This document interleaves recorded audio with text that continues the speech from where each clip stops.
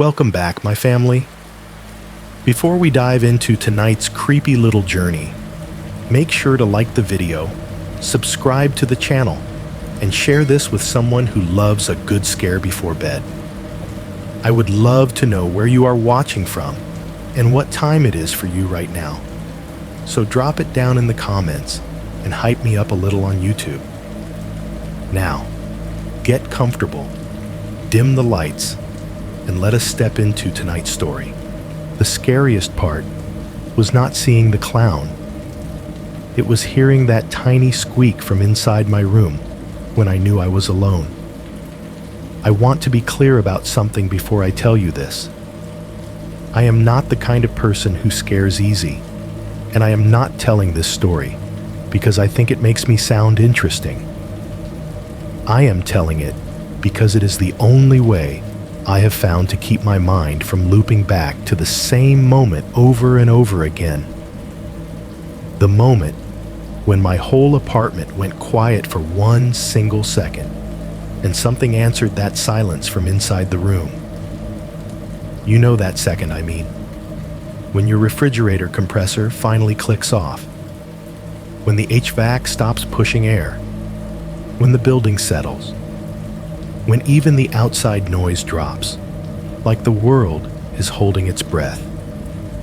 It is a normal thing, and you never notice it until you do. And once you notice it, it is hard to unnotice. That night, I noticed it. I was sitting on the edge of my bed with my phone in my hand, scrolling through nothing, letting the glow numb me out. The air conditioner had been running for hours, rattling the vent like a steady hiss. The refrigerator in the next room was doing that low, tired hum that makes an empty place feel lived in. Somewhere down the hall, a neighbor's TV was muffled through the wall, the kind of sound that is more vibration than words. Then it all shut off together, just for a heartbeat.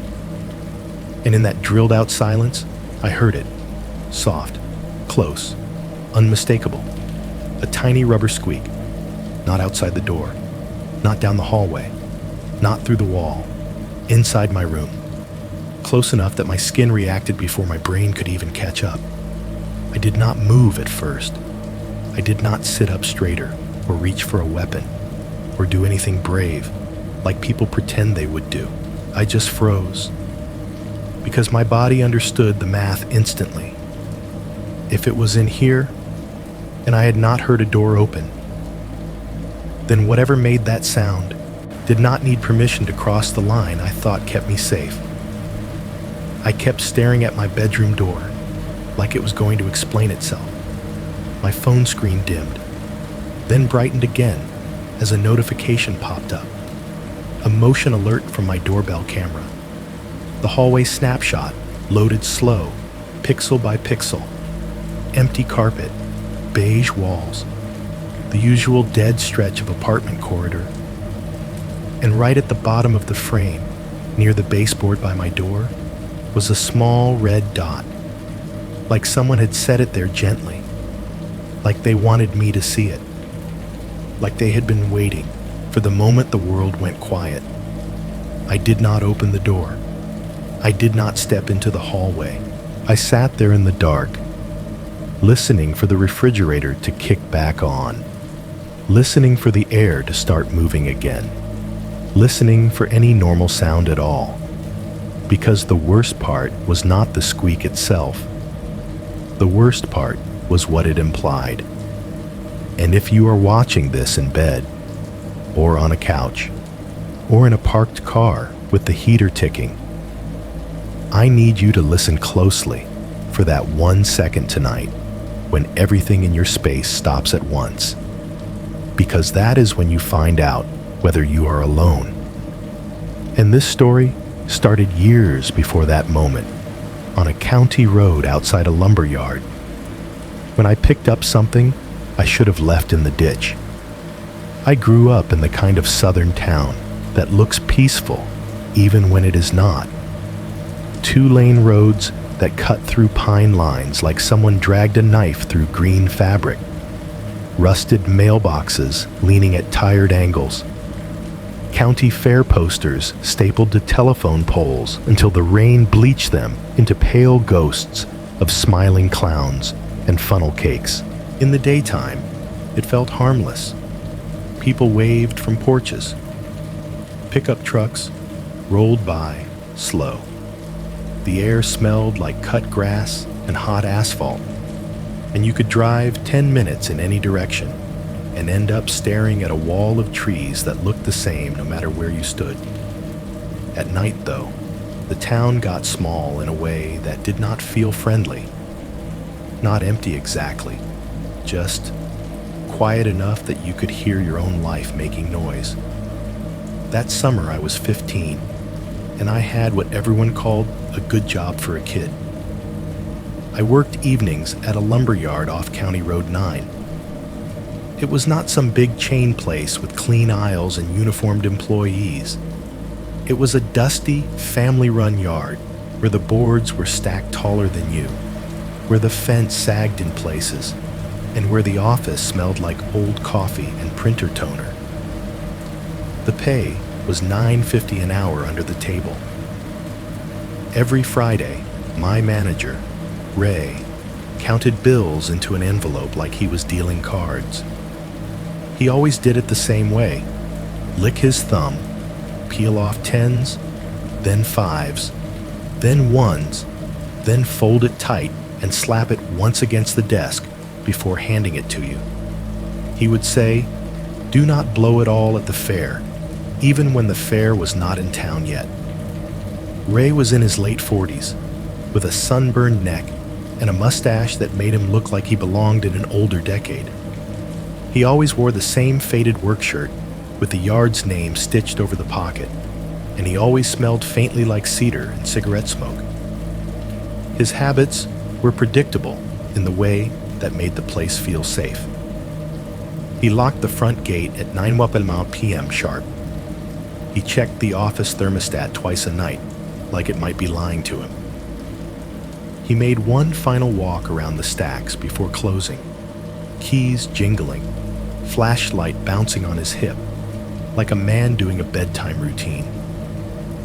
My shift usually ran from 4 p.m. to 9:30 p.m., unless a customer showed up late and needed help loading.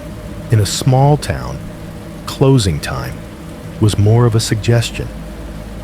If someone needed plywood for a busted window or fence boards after a storm, Ray would wave them in with a sigh and make a show of being annoyed, but he always helped. Most nights, my job was simple. I hauled 2x4s onto flatbed trailers. I dragged pressure-treated lumber across splintered pallets. I swept sawdust into piles that never stayed piles. The forklift beeped in short, sharp bursts whenever Ray backed it up, and the sound echoed off the stacks in a way that made it feel louder than it should have. The yard lights were those sodium vapor ones that cast everything in a yellow-orange haze. Under them, the wood looked the color of old teeth. Shadows pooled between stacks like spilled ink. You could stand in one spot and see perfectly, and 2 steps later, you were in dimness again, like the light did not want to follow you. Inside the break room, things were even smaller. It was a cramped little space with a plastic table, 3 mismatched chairs, and an old refrigerator that rattled like it was arguing with itself. The fridge had a habit of clicking off and then kicking back on with a tired groan, the kind of sound you stop noticing until it suddenly stops and you realize you depended on it to remind you that time was still moving. There was also a wall-mounted camera in the corner, a cheap dome thing with a little blinking light. Ray said it was there to keep folks honest. I did not think much of it. Cameras were everywhere, in gas stations, in convenience stores, on traffic lights in bigger towns. It felt normal, like something modern that had landed in our little patch of pine trees and decided to stay.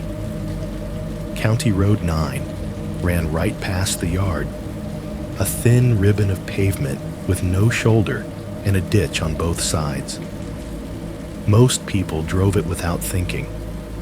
It led from the town center out toward the fairgrounds and then further into nothing, just long stretches of trees, a couple of side roads, and the occasional house set back far from the road with a porch light that looked like a lonely star. My house was exactly 1 mile away. I know that because my mom measured it once on her phone and announced it like it proved something. 1 mile, she said. That is nothing. You can walk that.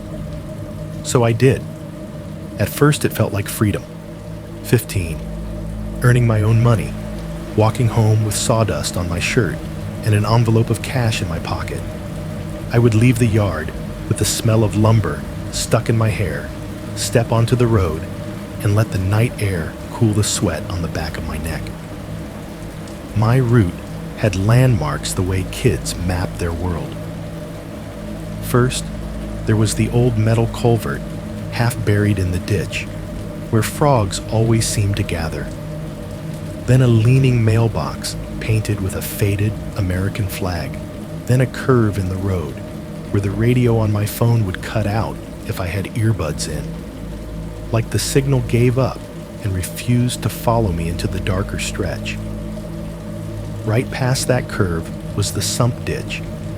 People in town called it a ditch, but it was more like a drainage canal that ran alongside the road for a long way, then disappeared into the woods. After storms, it filled up and turned the color of tea. In summer, it held just enough stagnant water to reflect the moon.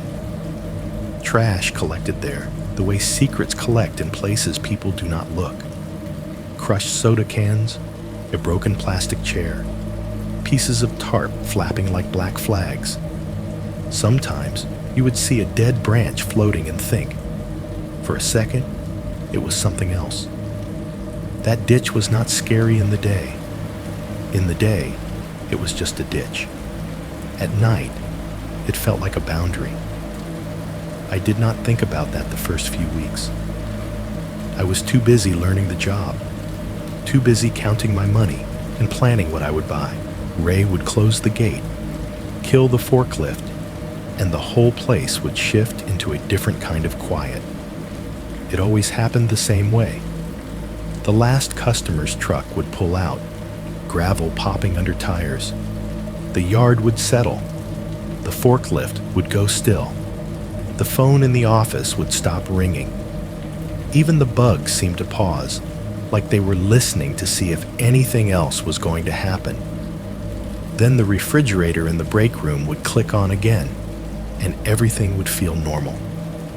That pattern became comfort. Sound, silence, sound. A routine that told me the night had rules. But there were nights, small ones, easy to dismiss, when the quiet stretched a little too long after closing. When Ray's keys would jingle once and then stop, like he froze mid-step. When the sodium lights made the stacks look like tall, patient shapes standing shoulder to shoulder. I remember one evening in particular, close to the end of July, when the county fair posters started showing up on more poles, bright and new. The sky was still faintly blue at 9:30 p.m., and the air smelled like rain that never came. Ray locked up and told me to head home. I started my walk, and I could still hear the yard behind me for a moment.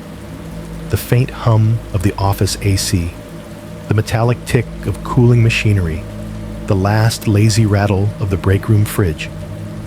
Then I reached the curve where the radio would die.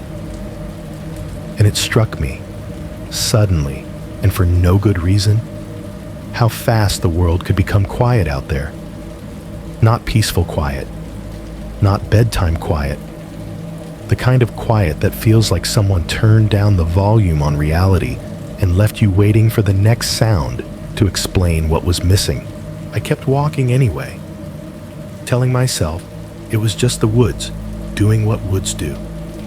Telling myself I was being dramatic. Telling myself all the normal things you tell yourself when you do not want to admit you are listening for footsteps that are not yours. And somewhere ahead, past the sump ditch, past the place where the fair posters fluttered on the poles like paper warnings, the trees looked darker than they had any right to be, like they were holding on to the last light and refusing to give it back. The next day was the kind of day that makes you forget there is anything wrong with the world. The sun sat high and heavy, and the heat pressed down on the road until the tar looked slightly soft, like it might take the imprint of your shoes if you stood still long enough. The air smelled like pine sap and dust. Somewhere far off, a lawnmower droned like a lazy insect. I left my house a little earlier than usual because my mom had asked me to stop by the gas station on the way and grab a gallon of milk. In towns like mine, you ran errands on foot the same way other people checked their phones, without thinking. County Road 9 looked harmless at midday. The trees were green and full. The ditches were dry in patches, and the shadows under the pine line were sharp and clean. In daylight, you could see everything. That was the lie the day told you. I walked with my hands in my pockets, kicking at loose gravel along the edge of the pavement. It was a dumb habit, but it kept my mind busy. The stones made little clicking sounds when they hopped, and every now and then, one would skip out into the dirt and disappear into the weeds like it got swallowed. One rock in particular was flatter than the rest, the kind that bounces better if you hit it right. I gave it a hard kick and watched it hop, hop, hop along the asphalt, then fly off the road and land with a soft thud near the sump ditch. I would have kept walking, but something bright caught my eye right where the rock landed. Something red. Too red to belong in that stretch of dusty weeds and sun-bleached trash. At first, I thought it was a berry or a piece of plastic. Then my brain tried to make it a bottle cap. Something normal. Something small enough to ignore. I stepped closer anyway. It was sitting half in the dirt, half in the thin grass that grew around the ditch, as if it had been placed there carefully instead of dropped. A little red rubber bulb, about the size of a large marble, with a tiny slit in one side. It looked almost clean, which stood out more than the color. Things that lived near that ditch were usually stained, sun-faded, or cracked. This thing looked new enough to belong to someone. I bent down and picked it up. It was warm from the sun, soft. I rolled it between my fingers, feeling the rubber give and return. It reminded me of those cheap inserts inside dog toys, the kind you find at Walmart or Tractor Supply in bins near the checkout, a squeaker. Without thinking, I squeezed it. Squeak. The sound was small but sharp, a tiny burst of noise that felt too bright for the quiet around me. The birds in the trees did not stop. The cicadas did not care. But my body reacted anyway, the way it does when something unexpected makes sound in a place you expected to stay still. I laughed at myself, out loud, a quick, embarrassed sound, like the world had caught me being jumpy. "What the hell?" I muttered, turning it over again. There was no brand name, no tag, no string, just the little red bulb and the slit that made the noise. The sensible thing would have been to toss it back into the ditch and keep walking. I knew that. I even held it over the weeds for a second, ready to drop it, ready to let it disappear back into the place it came from. But it was so stupid, so harmless, that my brain refused to treat it like anything else. It was a piece of rubber, a kid's joke. a dog toy.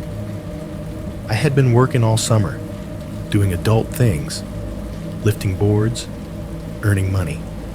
And I think a part of me wanted the satisfaction of finding something goofy and small, like it was proof I was still a kid.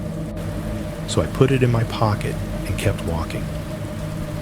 The gas station was just a little building with neon beer signs in the windows and an ice freezer out front, the kind with dented corners and stickers peeling in the sun. Inside, the air was cool and smelled like old coffee.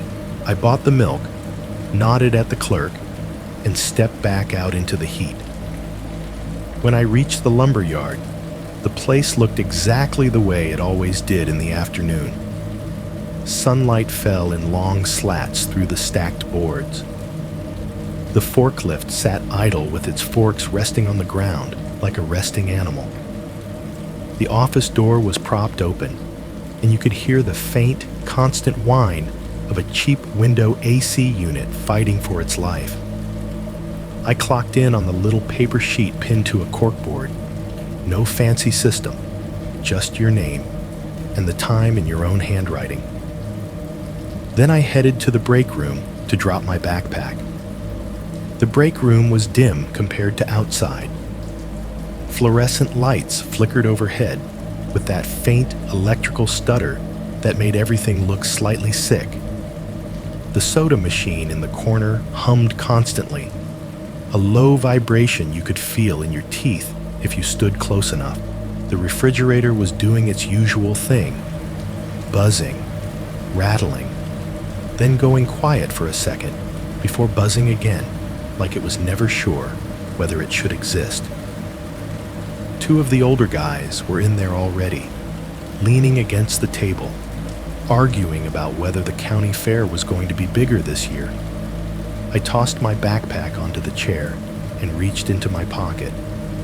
"Check this out," I said, pulling out the red squeaker like it was a magic trick. They looked at it like I had handed them a dead bug. "What is that?" one of them asked. I squeezed it again. Squeak. The sound cut through the break room's hum and rattle. One of the guys snorted a laugh. The other shook his head.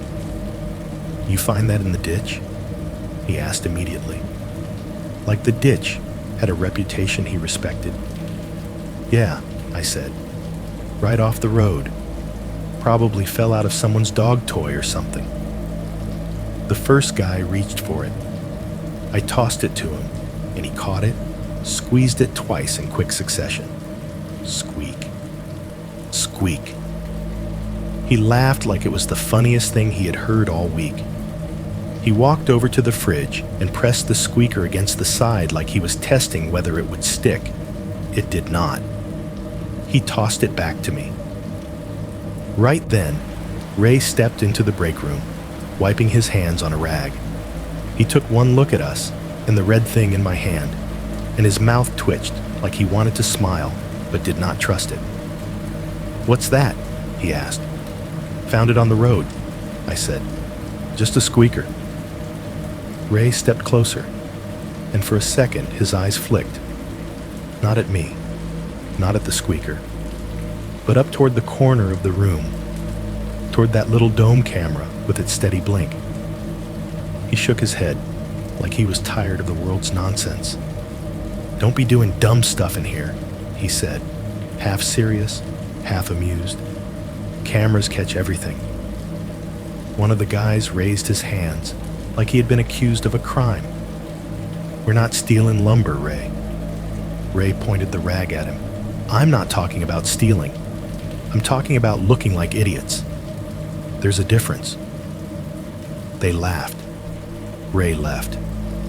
The break room went back to its normal soundtrack.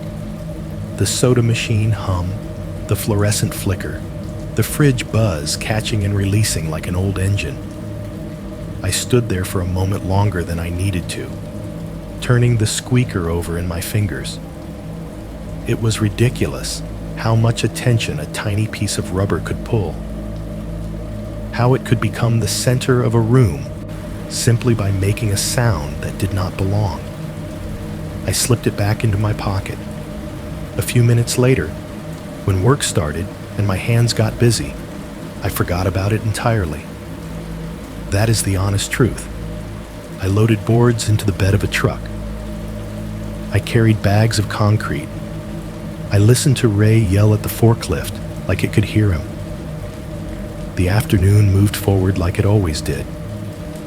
It was not until later, when the sun dropped low, when the yard lights started to matter again, that I remembered the squeaker.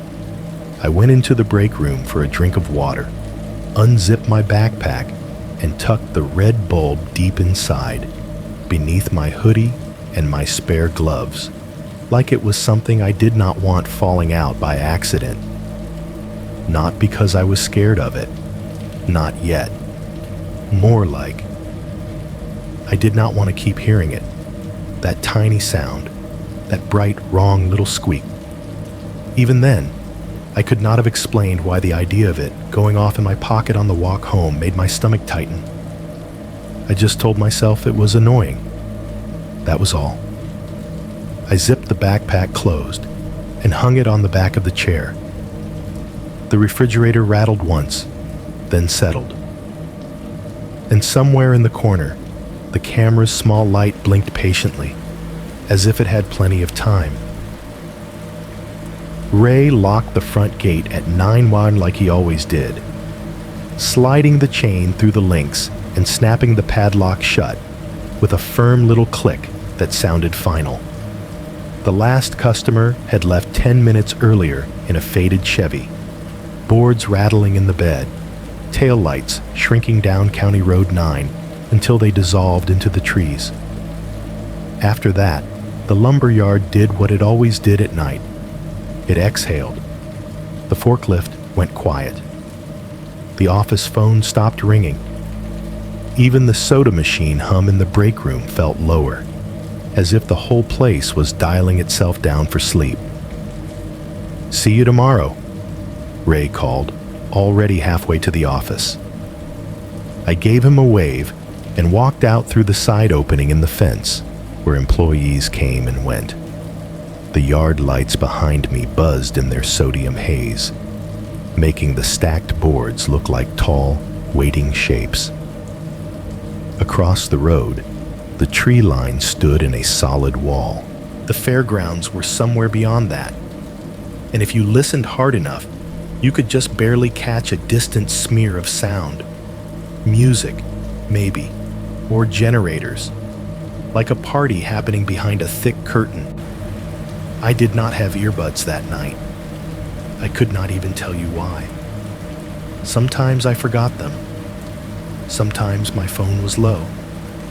Sometimes I just wanted to hear the night the way my grandpa used to talk about it, like it was a thing you could measure by sound. Either way, my pockets were empty except for my keys and the envelope of cash from Friday still folded in my wallet. My backpack sat heavy on one shoulder, straps rough against the sweat on my collarbone. Inside was my hoodie, my gloves, and, buried deep where I could not accidentally squeeze it, the red squeaker. As I started down County Road 9, the insects rose around me like a living wall of noise. Crickets so loud they felt like pressure. Cicadas that seemed to vibrate the air itself. It was not peaceful. It was crowded, just in a different way than daylight crowds. The woods made sound because silence would have made you notice too much. The first part of the walk was always easy. The road was straight, and the lights from the lumber yard reached far enough that the pavement still looked like pavement instead of a black ribbon. I passed the old culvert where frogs collected, heard water shifting down there even though I could not see it. I passed the mailbox with the faded flag. I watched my own shadow stretch and shrink as I moved through patches of light and dark. Then I reached the curve where the radio signal would die if I had it on. The world changed right there, the way it always did. The lumber yard's glow fell behind me. and the road ahead turned into something less certain. Not pitch black yet. There was still a faint wash of starlight and a thin moon, but dark enough that the trees looked like one mass instead of separate trunks. Dark enough that the ditch became a deeper strip of nothing running alongside the road. I clicked my flashlight on. The beam was narrow, the kind you could buy at a gas station for $10. It made the pavement bright where it hit, and everything outside the circle of light felt even darker by comparison. The beam wobbled with each step, bobbing over cracks in the asphalt, catching the shine of tiny stones, sliding over weeds and water. I remember thinking, very clearly, how normal it all was. How many times I had walked this same mile and lived to tell nobody about it because it did not matter. That was when I heard the laughter. It was thin and far, like someone trying not to be heard. One short burst, then nothing. It did not sound like a kid. It did not sound like a drunk adult either. It sounded wrong in the way a sound is wrong when you cannot place it. Like a recording played through bad speakers. Like something imitating the idea of laughter without understanding the point. I stopped walking. The insects did not stop. They never do. But my own noise vanished. No footsteps, no backpack strap rubbing, no breathing loud enough to notice. In the sudden absence of my movement, the night felt like it leaned closer. I listened. Nothing. My first instinct was to build an explanation fast. It was the fairgrounds. It was someone walking back to their car. It was some bird with a weird call. It was my imagination making a shape out of random noise. I started walking again, slower this time. A few steps later, I heard it again. Not laughter exactly, more like the tail end of it. A quick little sound that could have been a cough if the air had not been so still. The beam of my flashlight jumped, my hand tightening without permission. I told myself not to be stupid. Then I felt it. Not a sound, not a sight. A feeling of being matched, like the woods had another pair of feet moving when I moved. It is hard to explain without sounding dramatic, but I know the difference between I am scared and something is responding to me. I stopped. The sense of motion behind me stopped too. I turned my head, not fully, just enough to look over my shoulder into the darkness behind my flashlight's beam. The road curved away into black. The ditch ran beside it like a cut. The trees stood still. If someone was there, they knew how to hide. If something was there, it did not need to hide. I forced myself to move again. 20 steps. 30. The flashlight beam jittered over the pavement. I could hear my own heartbeat now, loud under the insect noise, like someone tapping inside my chest. Then, in the exact moment when my body had started to believe I would make it to the next landmark, I heard it. Squeak. Just one. Soft. Close. Not out in the woods. Not across the road. Not floating in from the fairgrounds. From my backpack. It sounded like a hand had reached into the bag and pressed the rubber bulb once, gentle and deliberate, just enough to make noise and then stop. My whole body locked. There was no reason for that squeaker to make sound by itself. It was buried under fabric. It was not in my pocket, where it could have been squeezed by my leg. It was not on the outside, where a strap could press it. And yet, it had squeaked. I spun so fast the flashlight beam whipped across the trees, slicing through branches and catching the glint of ditch water. My breath came out sharp and ugly. For half a second, the beam landed on something pale between two trunks, and my brain tried to decide if it was a face or just a patch of bark. Then the beam moved again. Nothing. I swung the light farther, painting the weeds, the ditch, the road shoulder. I stepped backward without looking where I was stepping, trying to keep the beam steady, trying not to fall into the ditch like an idiot. Nothing moved. The insects kept screaming like nothing had happened. The trees stood there with their patient, indifferent weight. The world did not react at all to the fact that something inside my backpack had made a noise. I stood there, shaking, and realized that if someone was messing with me, they were close enough to touch my bag without me feeling it. And if no one was messing with me, then I had just heard an object speak without being touched. Both options felt bad. I did the only thing a scared 15-year-old could do that did not involve screaming. I started walking again, faster, not running. Running would have meant panic, and panic would have meant admitting it out loud, but fast enough that my steps sounded angry. I did not look back again until I could see the first porch light from my neighborhood through the trees. When I finally reached my street, the air changed. The night still existed, but it felt less wild, more contained. Houses sat close enough together that you could pretend you were not alone. Someone's TV flickered behind a curtain. A dog barked once and then stopped. My mom was in the kitchen when I walked in, and she looked up immediately because I was breathing like I had been chased. "Are you okay?" she asked, frowning. "Why are you all sweaty?" I did not want to tell her the truth. Not because I thought she would laugh, because if I told her, she might do the thing parents do when something scares them. She might take my freedom away to keep me safe. She might insist on driving me. She might call Ray. She might call someone official, and officials in small towns had a way of turning everything into boys being boys. So I lied. "I jogged," I said. My voice came out too fast. I felt like it. My mom studied me for a second, like she did not believe a word of it. Then she shrugged the way adults shrug when they do not want to fight with you. "Well, wash up. Dinner's on the stove."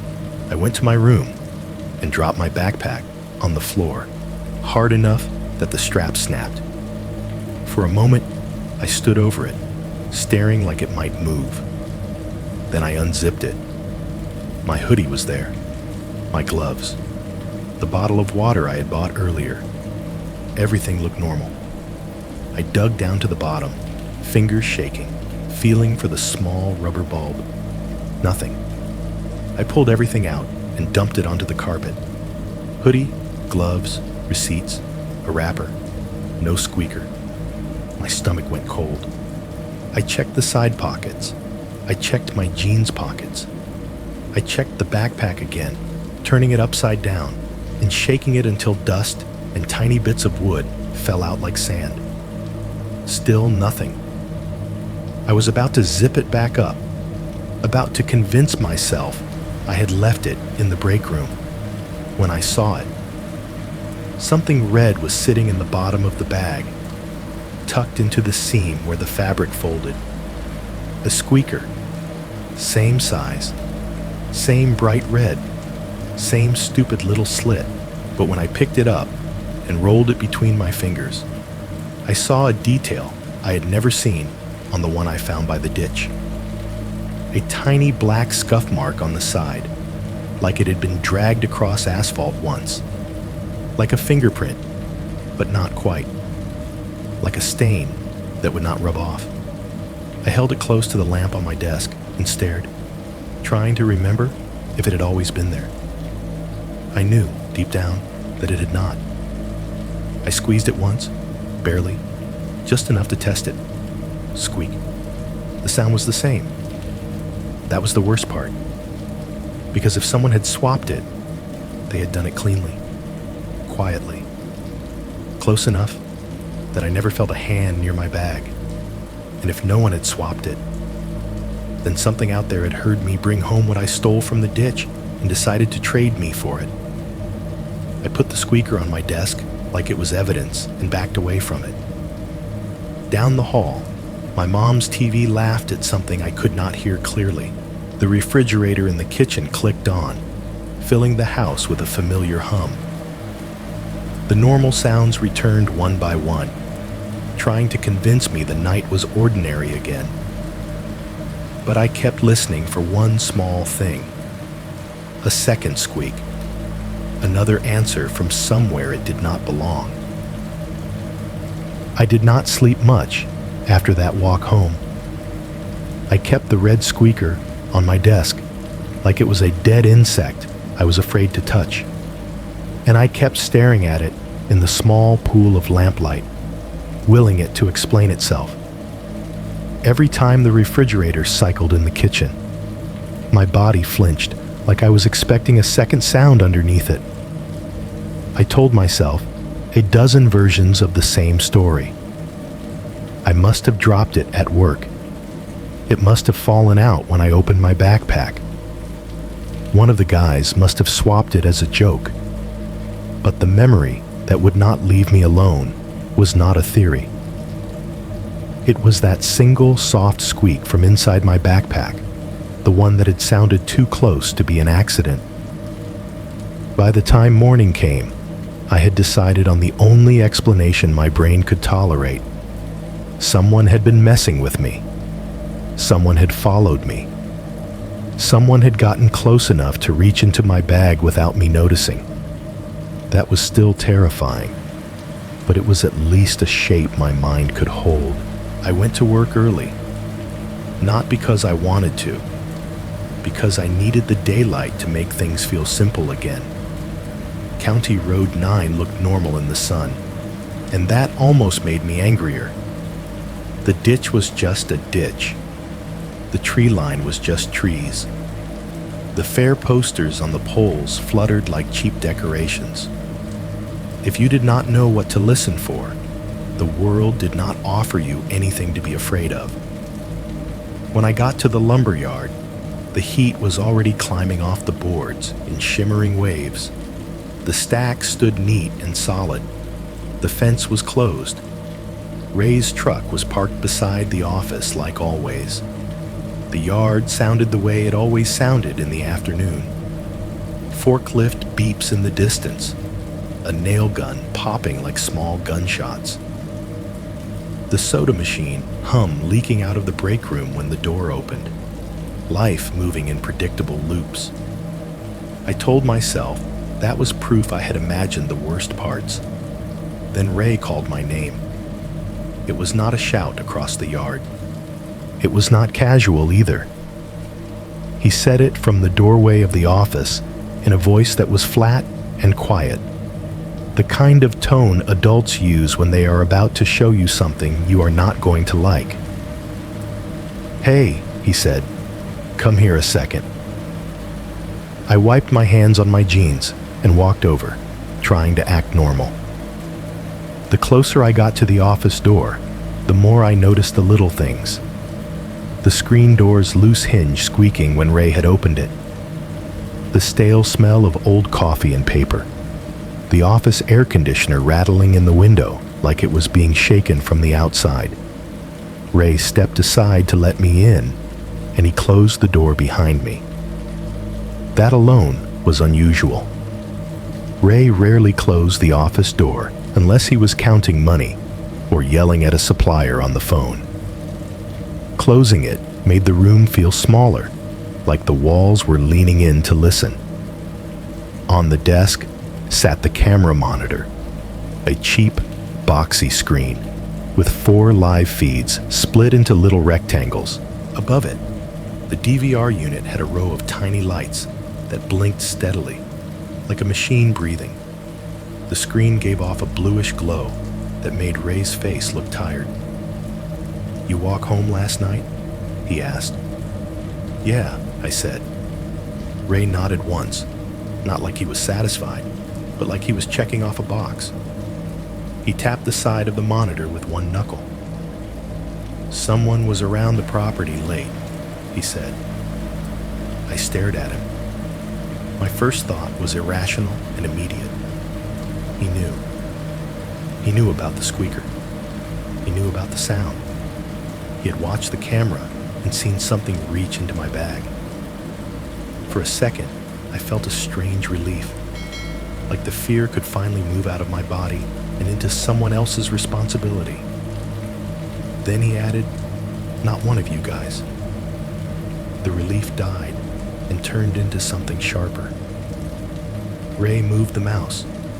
The cursor jumped across the screen. The office filled with the quiet electronic noises of the system switching modes. Little clicks and beeps underneath the constant buzz of the monitor. Somewhere behind the wall, the break room refrigerator kicked on with its familiar rattle, like it was chiming in at the worst possible time.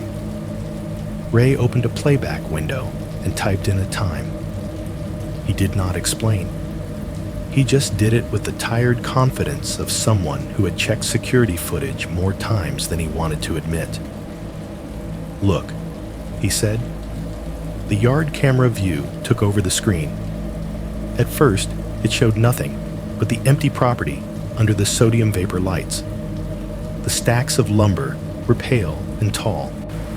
The shadows between them were black enough to swallow a person. The gate was locked. The office lights were off. Everything looked like a place that had finished being alive for the day. Then the image stuttered. The camera feed glitched for half a second. Horizontal lines, a brief ripple like heat distortion. Then it stabilized again. And there, under the light near the no trespassing sign, someone was standing. Not moving, just standing. The figure was positioned perfectly in the pool of yellow light, like they had stepped into it on purpose.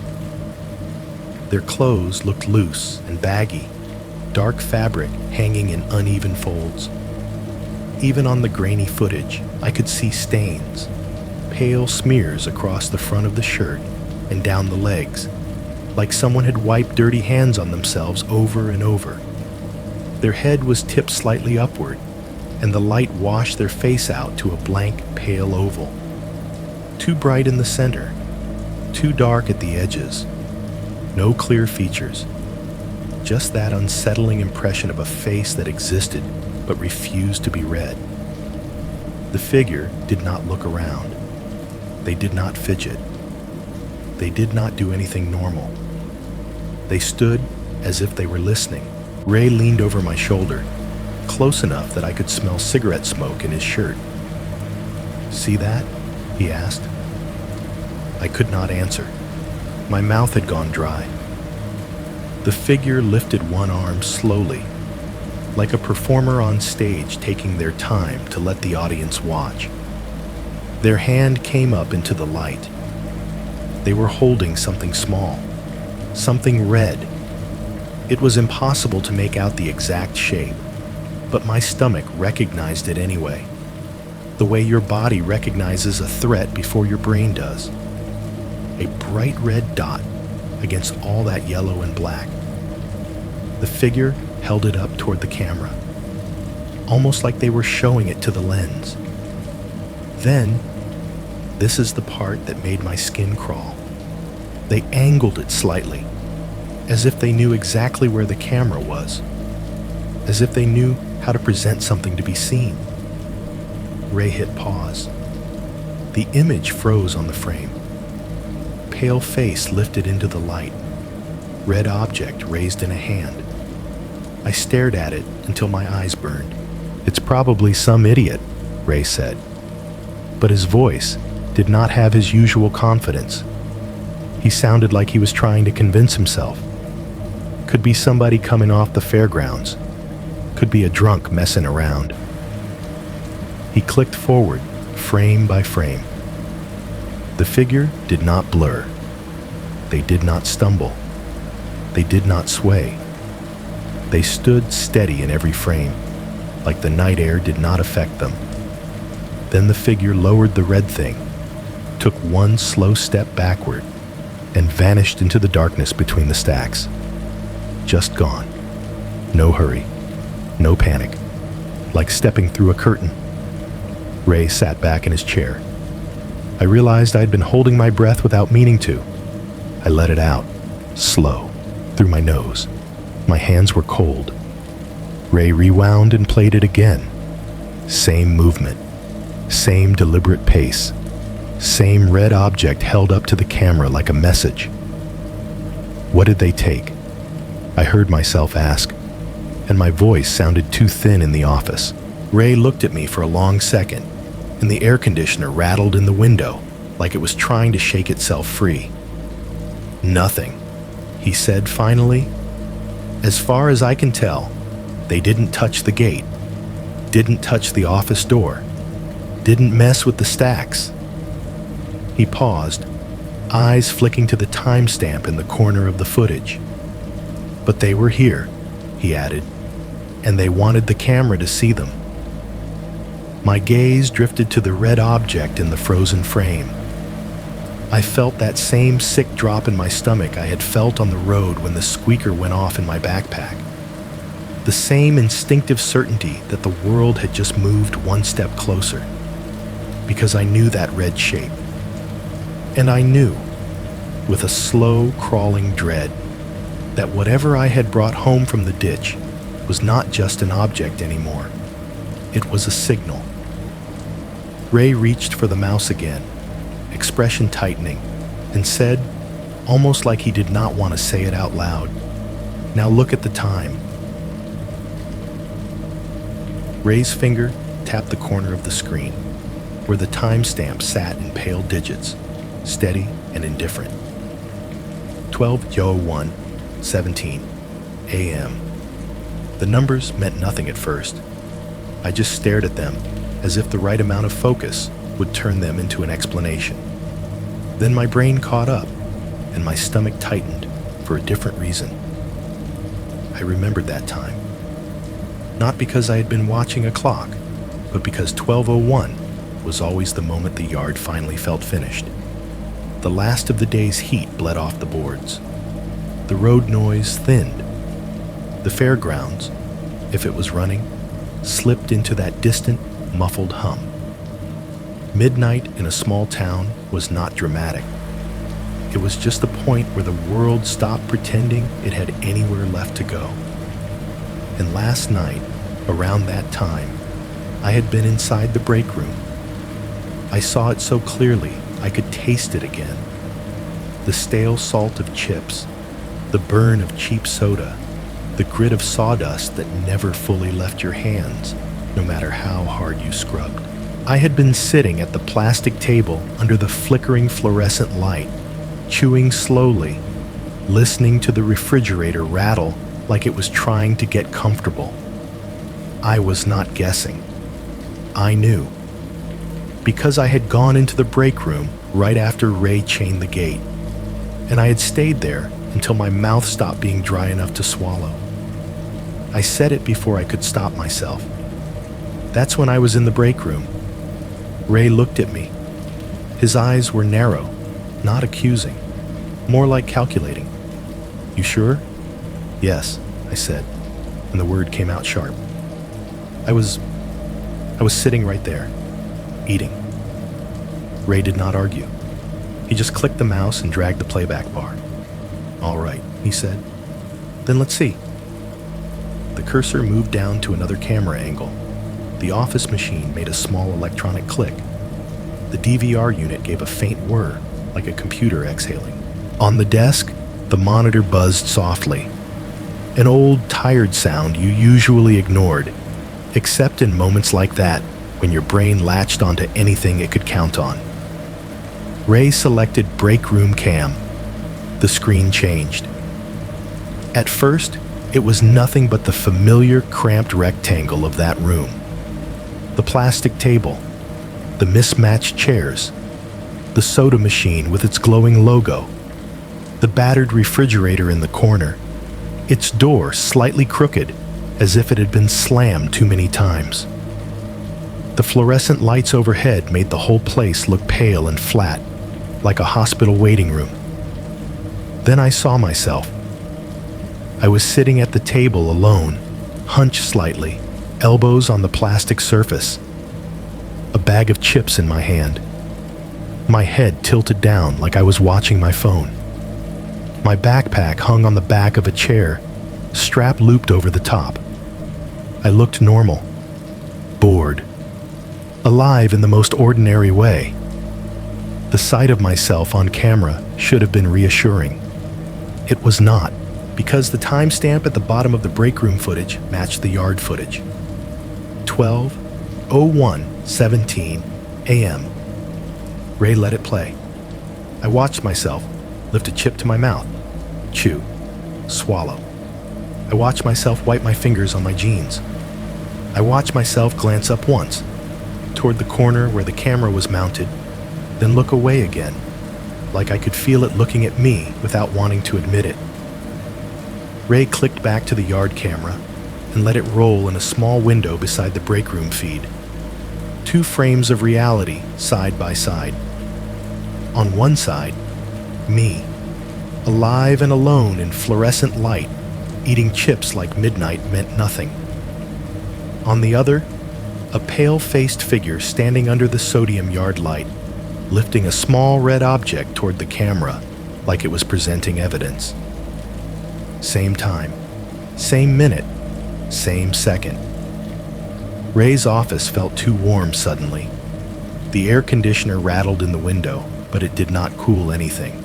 The sound of the DVR fan became impossible to ignore. A steady mechanical whisper that made the room feel like a machine room, like we were inside the stomach of something. That's not possible, I said. Ray's jaw tightened. It's possible, he muttered. It's just... He did not finish the sentence, because whatever word he was looking for, glitch, prank, weird timing, none of them fit the shape of what we were seeing. I tried to build explanations anyway, stacking them up fast like boards on a pallet.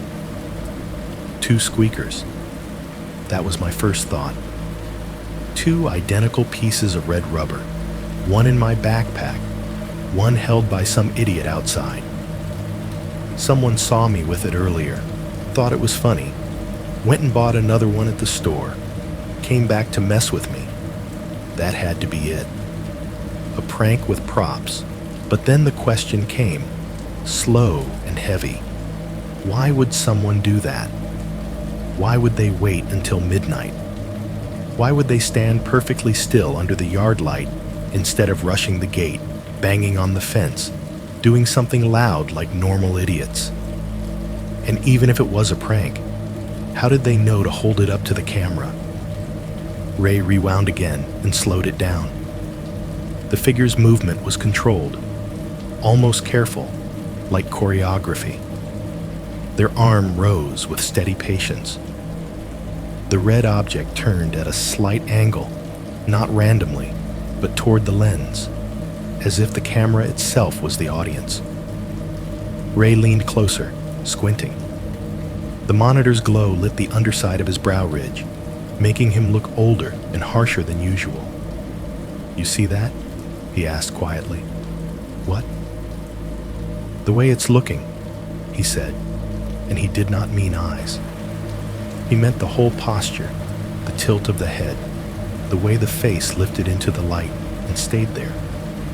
It looked like a person posing for a picture. It looked like someone who knew they were being recorded. My throat tightened again.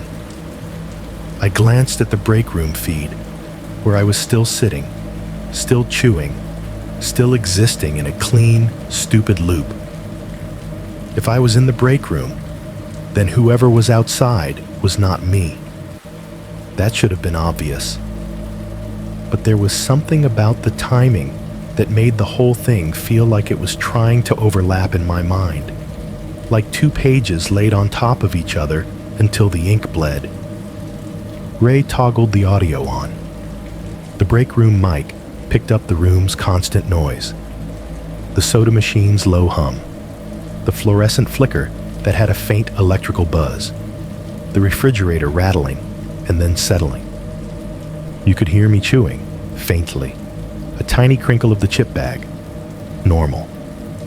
Ray switched to the yard audio. Wind, insects, and, underneath it all, the faint electrical buzz of the yard light. Nothing else. Ray paused the yard footage on the frame where the figure held the red object up. The timestamp froze. The pale face froze. The red dot froze. Then right on cue, as if the footage had a sense of dramatic timing, the break room refrigerator kicked on. The compressor clicked, and the fridge surged into its rattling hum. The sound filled the office through the monitor speakers, loud enough to make me flinch. It was the same sound I had listened to for weeks, an old appliance insisting it was still alive. Ray glanced at me. "Funny," he said, and he did not sound like he meant it. "What?" I asked. He rewound the yard footage a few seconds and played it again. The figure stepped into the light. The red object rose. The face tilted. The footage did not shake. The camera did not struggle to focus. The picture stayed steady, almost clean, like it had been shot on purpose. "It looks staged," Ray said, "like it wanted to be seen." My mouth went dry again. I stared at the red object in the figure's hand, and I could not stop my mind from sliding back to the backpack on the chair behind my younger self in the break room feed. I thought of the squeak I heard on the road. I thought of the squeaker on my desk at home, the one with the black scuff mark that had not been there before. 2 squeakers, my brain insisted. That's all. 2. But the footage sat there, silent and steady, like it had no interest in my comfort. Ray clicked forward, frame by frame again, and the figure's hand moved one deliberate notch at a time. The red object held up like a signal flare. The camera watched it, recorded it, preserved it, and then the figure stepped backward into darkness and vanished, leaving the yard empty again, leaving the light buzzing over nothing, leaving the timestamp to keep ticking as if it had not just captured something that did not belong in any normal night. Ray sat back and rubbed his face. "You didn't tell anyone about that thing, did you?" he asked. I swallowed. "No," I said. "I just found it." Ray stared at the screen for another long moment. "All right," he said finally, voice lower. "Then we check something else." He reached for the mouse again, and the office monitor buzzed a little louder, as if the machine was leaning in, eager to show us the next piece. Ray did not call the police. I remember expecting him to. Expecting him to do the adult thing. Pick up the phone, tell someone official that a person had been on the property after hours, that the cameras had caught a figure lurking under the yard light. But Ray was the kind of man who solved problems with locks and flashlights, not paperwork. He said he would keep an eye on it, and he told me in the same tone he used when he warned me not to stack boards too high, that I should start getting rides home for a while. I nodded, like that was reasonable, like I was going to go home and tell my mom I had changed my mind about walking. I did not. I spent the rest of the shift moving through the yard with my nerves stretched tight. Every beep of the forklift sounded sharper. Every bang of a board hitting a stack made my shoulders jump. Even the yard lights felt different now, less like security and more like something that made you easier to see. I kept thinking about the footage, about how steady it looked, about how the figure held that red object up toward the camera as if it had practiced, about how the timestamp had matched the moment I was inside the break room, chewing chips, feeling sorry for myself. 2 places at once, 2 reds at once, 2 squeakers. That was the story I fed my brain again and again. 2 squeakers, a prank, someone with too much time and a mean streak, a weird coincidence dressed up like something supernatural because I was 15 and impressionable and walking alone at night. The problem was that the story did not soothe me. It only rearranged the fear into a shape I could carry. At closing, Ray locked the gate and did his final walk. I stayed near the office, pretending to tidy up the break room because I did not want to be the first person outside. The refrigerator rattled inside. The soda machine hummed. The fluorescent light buzzed above my head like a trapped insect. I watched the little dome camera in the corner and caught myself wondering if it was watching me or if something was watching through it. When Ray finally told me it was time, I walked out into the yard with him and kept close until he went to his truck. "You good?" he asked, hand on the door. "Yeah," I said, and my voice came out too quick, too eager. Ray grunted like he did not believe me, then climbed into the truck. The engine started with a low rumble that made the whole night feel less empty. His headlights swept across the stacks and cut through the shadows for one brief, clean moment. Then he pulled out, and the light went with him. I stood there alone under the yard lights, my backpack strap biting into my shoulder. And for the first time, I realized I was not sure if the yard was quiet because it was empty or because it was listening. I did not walk home right away. I told myself I needed to check something first, that it would make me feel better, that it would close a loop. I went back into the break room, unzipped my backpack, and dug down until my fingers found the red squeaker. It was there, warm from the day, soft and ordinary. My heart rate eased a little just from seeing it. Like proof mattered. Like having the object in my hand meant I had control over the story. I squeezed it once. Squeak. Normal. Sharp. Exactly what it was supposed to sound like. I let out a breath I did not realize I'd been holding and laughed under my breath. A small, embarrassed sound. "Okay," I whispered to myself. "Okay. See? It's here." I wanted to leave it in the break room, but that felt like giving up something. Like I was admitting it belonged there instead of with me. So I did what I always did, with small things I did not want to lose. I decided to put it away. We had lockers in the back hallway, behind the office. Not real employee lockers like a factory, just a row of old metal cabinets that Ray had bolted to the wall years ago so people could stash gloves and personal junk. Each one had a cheap lock. Mine had a sticker on the door from a high school football fundraiser. The hallway was dim. The only light came from a bare bulb above the office door, and it flickered slightly when the air conditioner kicked on. The building always smelled different back there. Less like lumber, more like dust and warm metal. The kind of smell you get when something has been shut up all day and then opened. I walked to my locker with the squeaker in my hand.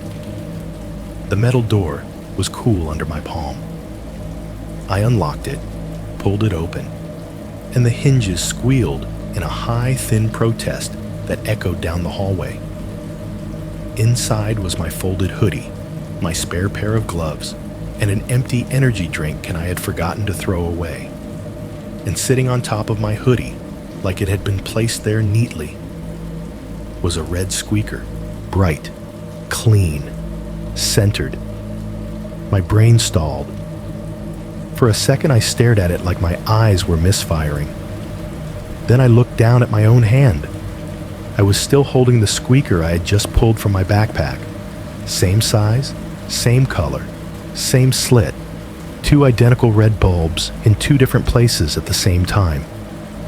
The hallway felt suddenly too quiet, as if the building had stopped its own background noise to listen for my reaction. Even the air conditioner's rattle seemed to fade for a beat. The only sound was the faint electrical buzz of the light overhead and the soft, distant tick of the office clock. I did not move for a long moment. I could hear blood in my ears.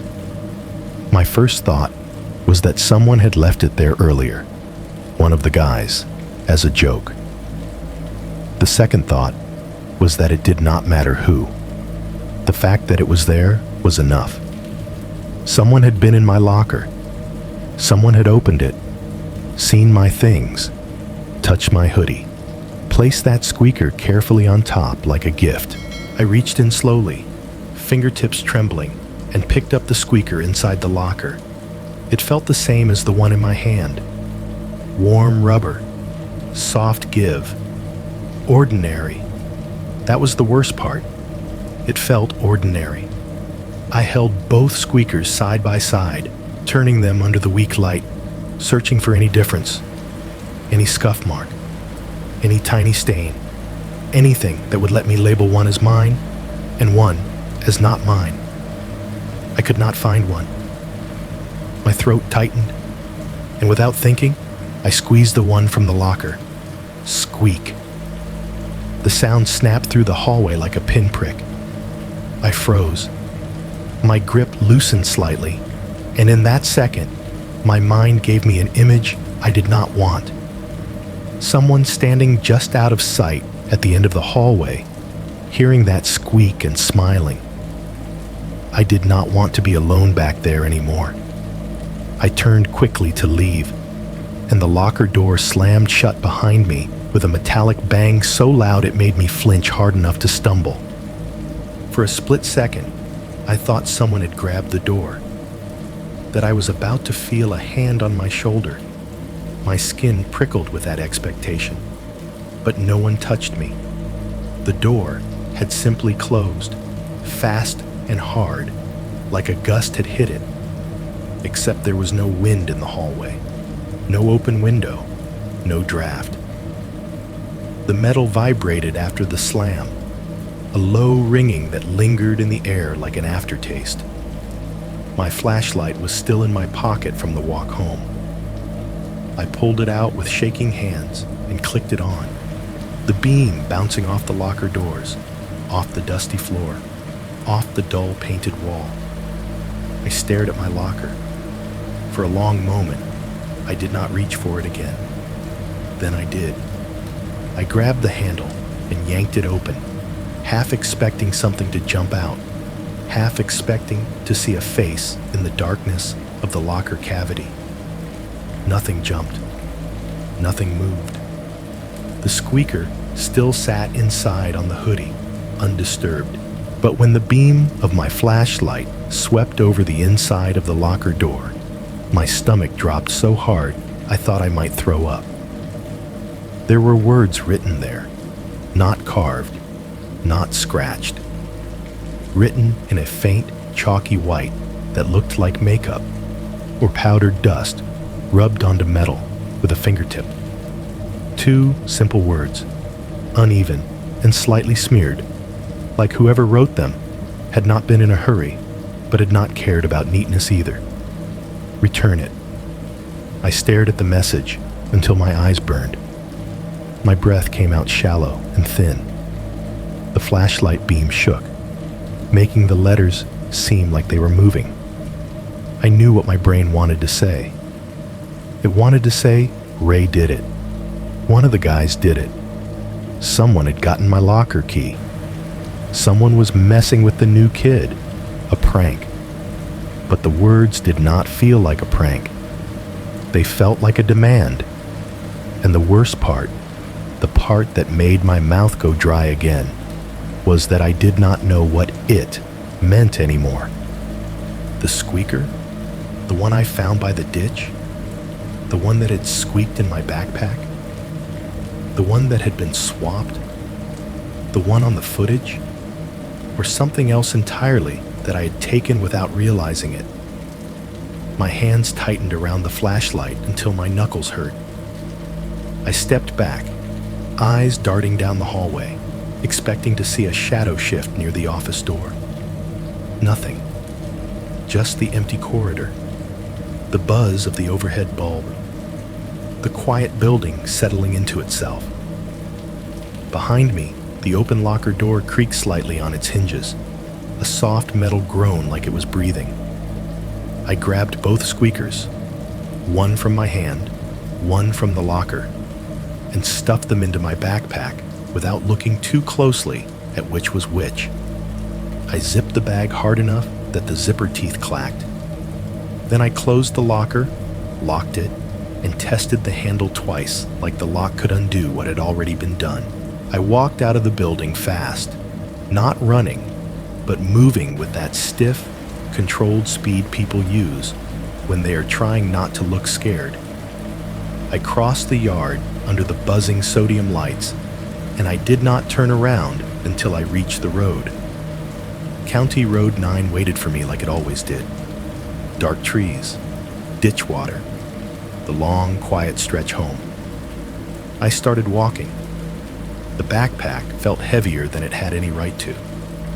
Not because of the squeaker's weight, but because of what they meant.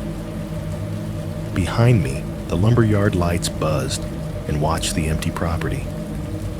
And in my mind, those two words stayed bright as the red rubber in my bag. Return it.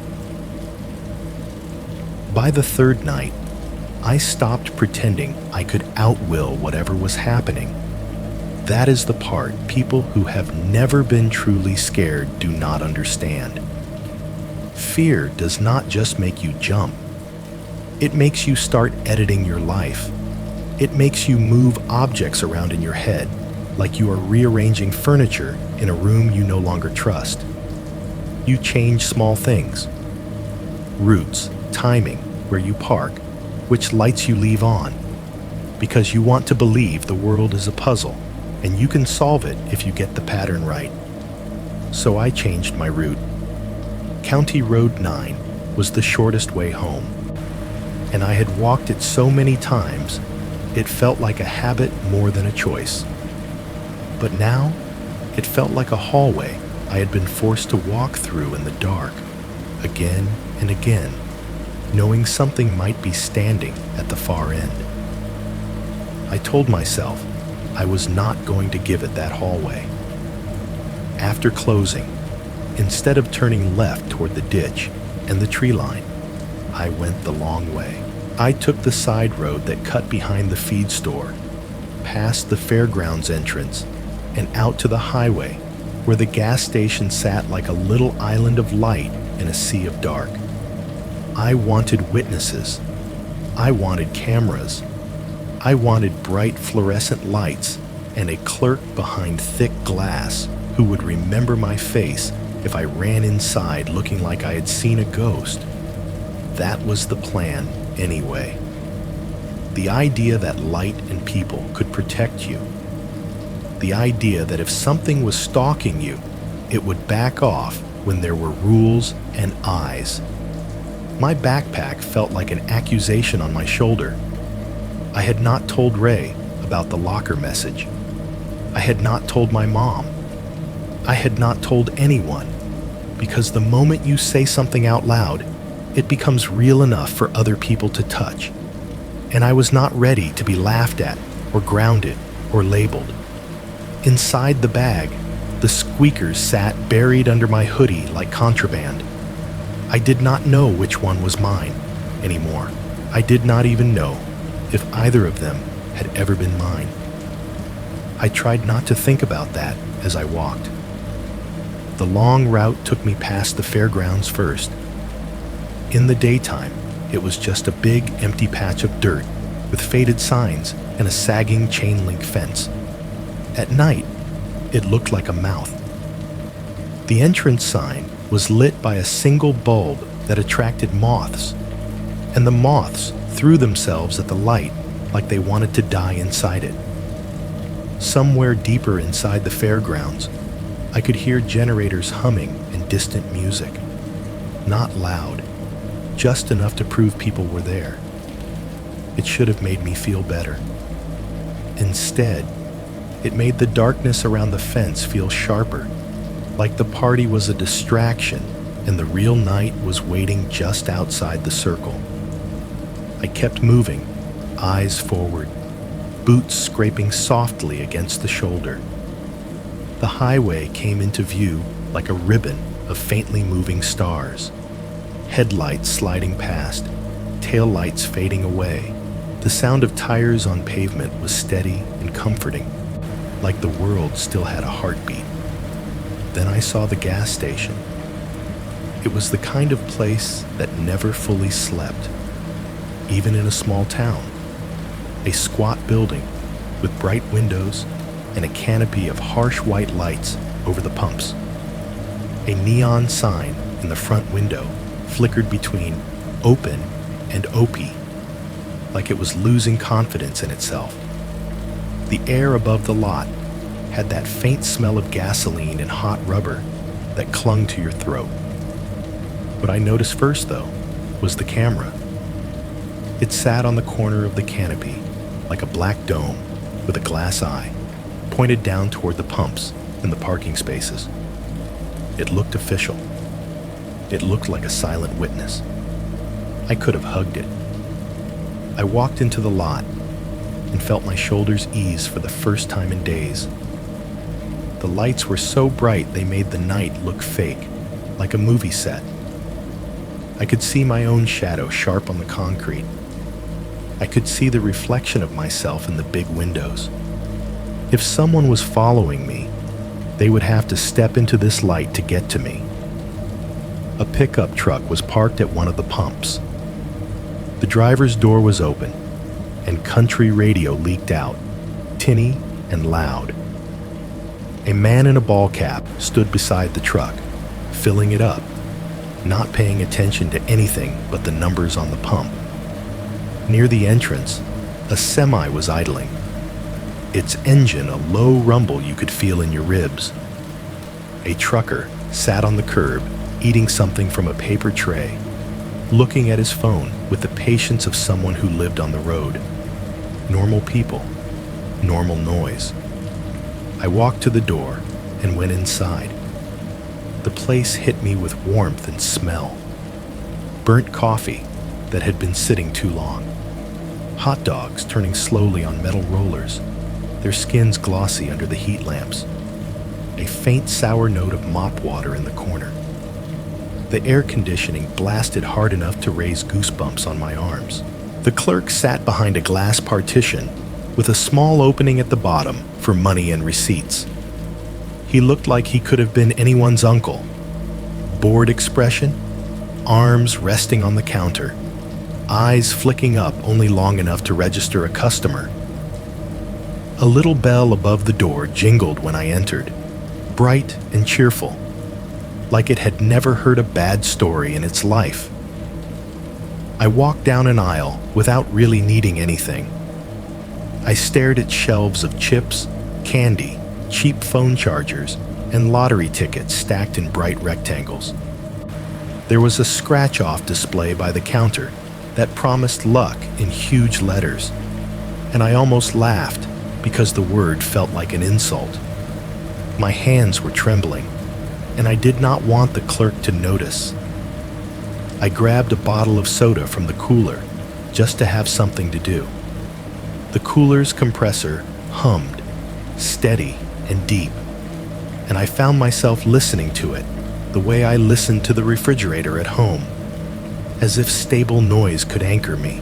At the register, the clerk scanned the bottle with a beep and slid it across. His eyes flicked to my face.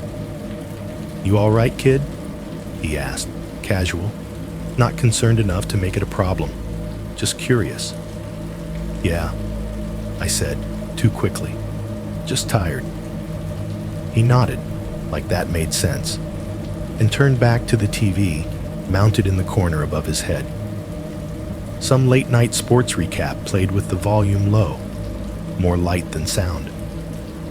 I stepped away from the counter and stood for a moment near the coffee station, pretending to read the labels on creamers. Outside the window, the pumps shone under the canopy lights. The pickup truck driver finished filling up and got back in, his radio still spilling out for a second before the door closed and the sound vanished. The semi-engine kept rumbling. The neon sign flickered. The bell above the door stayed still. For about 3 minutes, I felt safe. Not fully safe. Not the kind of safe where you forget fear exists, but safe in the way you feel when you sit in a crowded diner during a storm. Like the world might still be dangerous, but at least it is not focused on you. Then I heard it. Not the squeak. Not yet. A sound that made my blood tighten anyway. A pair of footsteps on the concrete outside, slow and unhurried, passing by the window. I turned my head to follow the movement. I only caught a glimpse. Just legs. Just the lower half of someone walking through the light. Loose fabric. Dark stains. Bare feet, or shoes so thin they might as well be bare. The steps making almost no noise at all. The person did not come inside. They did not look at the window. They just walked past, disappearing beyond the edge of the canopy light. My throat went tight. My grip on the soda bottle hardened until the plastic creaked. I stared at the door, waiting for the bell to jingle. It didn't. The clerk kept watching his TV. The trucker outside kept eating. The semi kept rumbling. The station stayed bright and ordinary, like it had no idea a shadow had just passed through its light.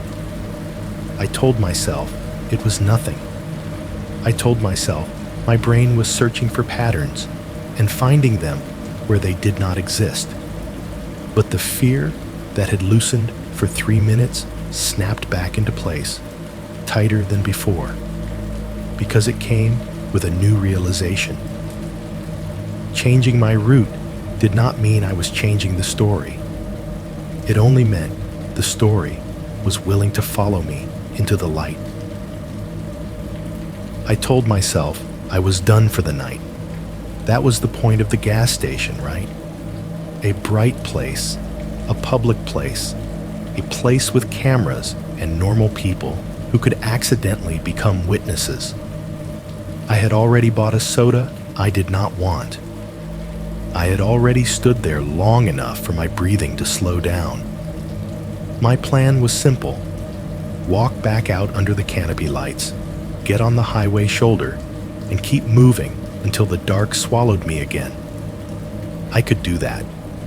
I could do that like a normal person.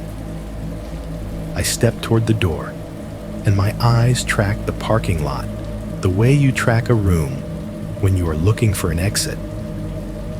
The pickup was gone. The semi was still idling. The trucker had thrown his paper tray away and was lighting a cigarette, the ember glowing in the dark like a tiny warning. The clerk behind the glass had started wiping the counter with a rag. Slow circles. The motion so repetitive it almost felt hypnotic. The bell above the door had not moved since I walked in. I forced myself to breathe and push through the door. The bell jingled, bright and stupid. The air outside hit me like a damp towel. The lights were harsh overhead, and every surface of the lot looked too clean for the night it sat inside of. I walked past the pumps and headed toward the big ice freezer against the side of the building, the one with bold letters that said ice in blocky blue paint. People in my town treated that freezer like a landmark. "Meet me by the ice," they would say, like it was a friend. I was halfway past it when the voice spoke, right at my shoulder, close enough that I felt the breath more than I heard the words. "You got something of mine." My whole body jolted, a full-body flinch that stole my balance for half a step. The soda bottle in my hand crinkled under my grip. My heart slammed once so hard it hurt. I whipped around so fast I saw stars. Nobody was there. Not behind me. Not beside me. Not at the corner of the building. The pumps were empty. The parking lot was empty except for the semi and the trucker standing by it, cigarette glowing. For a second, I thought I must have imagined it. The brain does that sometimes. Fills in sound where there is only fear. Then I saw the clerk through the front window, still wiping the counter, still moving like a man trapped in routine. His head was down. He had not even glanced toward the door. If he had spoken, I would have seen his mouth move. If the trucker had spoken, I would have heard it from where he stood. The voice had been right behind my ear. I stepped backward until my shoulders hit the ice freezer with a dull thump. The metal was cold, even through my shirt, and that cold grounded me just enough to keep me from running like a kid. I scanned the lot again, forcing my eyes to be logical. There were no shadows deep enough to hide a full person. The canopy lights flooded everything. The camera dome on the canopy corner stared down, patient and unblinking. I swallowed and turned my head slowly toward the ice freezer, as if the words might be written there. That is when I noticed the smudge. On the side of the freezer, right at about shoulder height, there was a streak of faint white. Not paint, not bird droppings, not dust. It looked like something creamy had been dragged across the metal with fingertips, leaving a smear that thinned out at the end like a brushstroke. Makeup. The kind of white that clowns use. The kind that never quite looks like skin, no matter how close you try to blend it. My stomach tightened. The smear was fresh enough that it still had a slight shine in the light, like it had been touched recently. I stared at it, my mind doing a quick, involuntary calculation. If someone had pressed a hand there to lean close to me, close enough to whisper, they would have left exactly that kind of mark.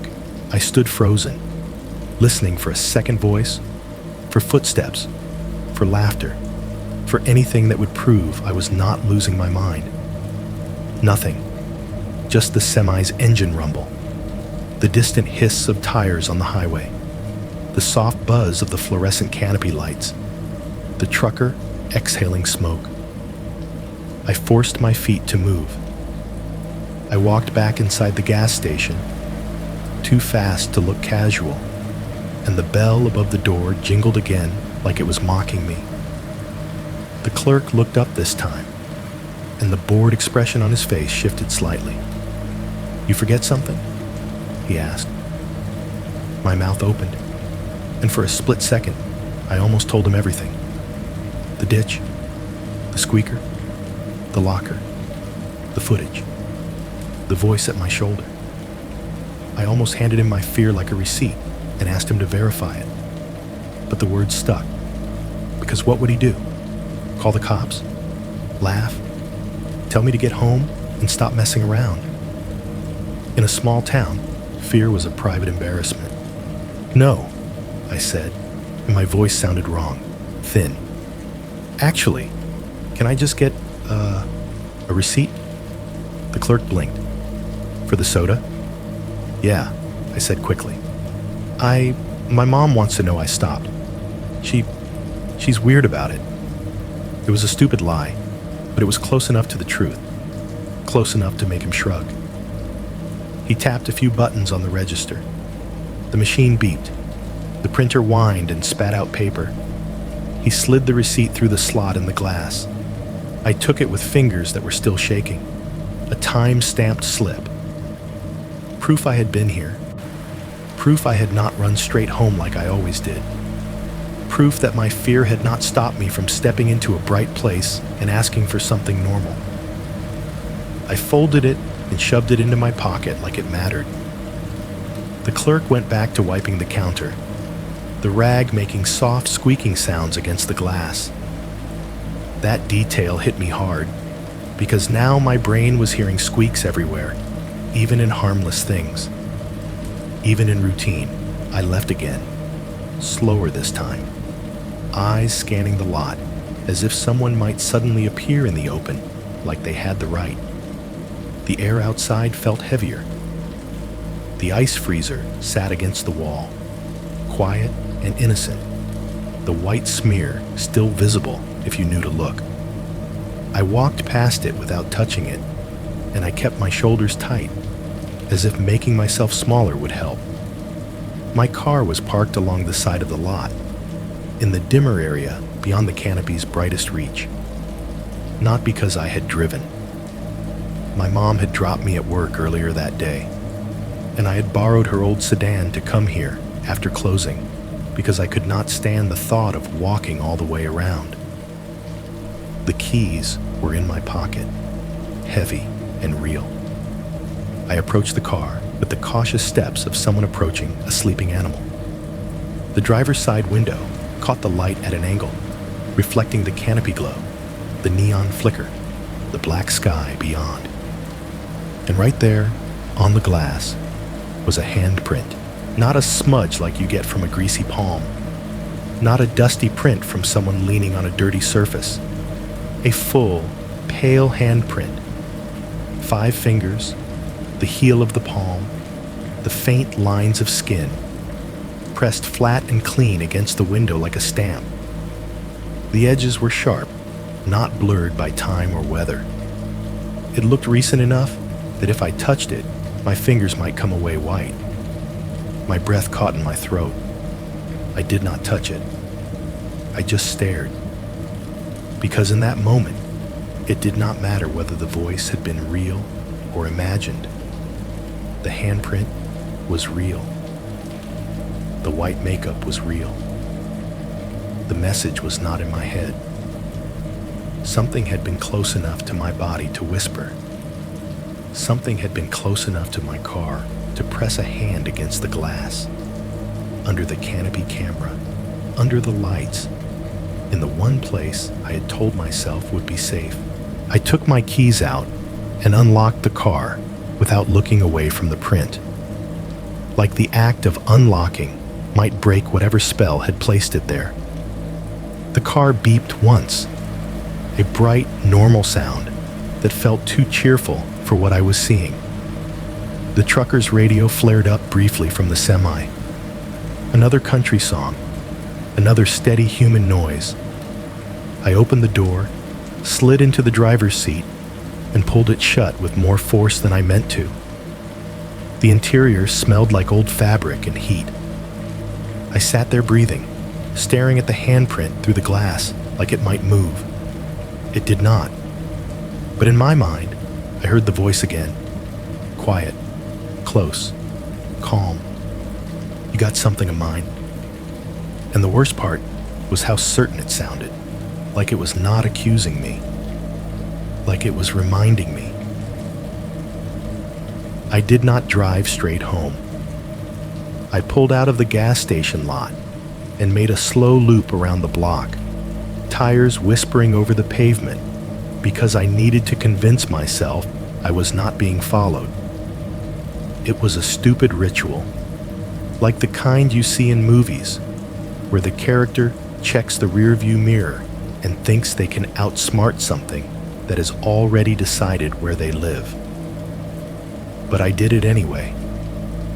The handprint stayed in my peripheral vision the entire time, pale against the dark glass, like a badge pinned to my car. Every time a passing headlight swept across it, the print flashed bright for a split second and then faded again, as if it was blinking. I kept my hands tight on the steering wheel, knuckles sore. The radio was off.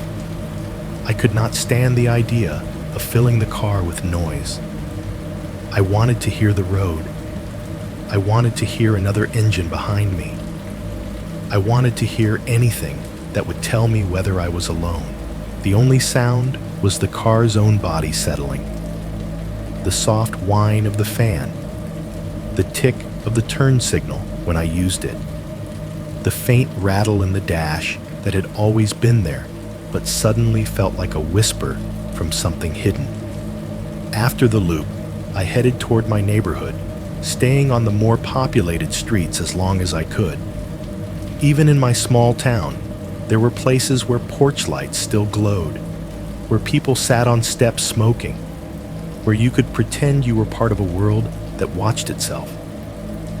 By the time I turned onto my street, the illusion fell away. The houses here were quieter, spaced farther apart, lawns dark and empty. My mom's car sat in the driveway.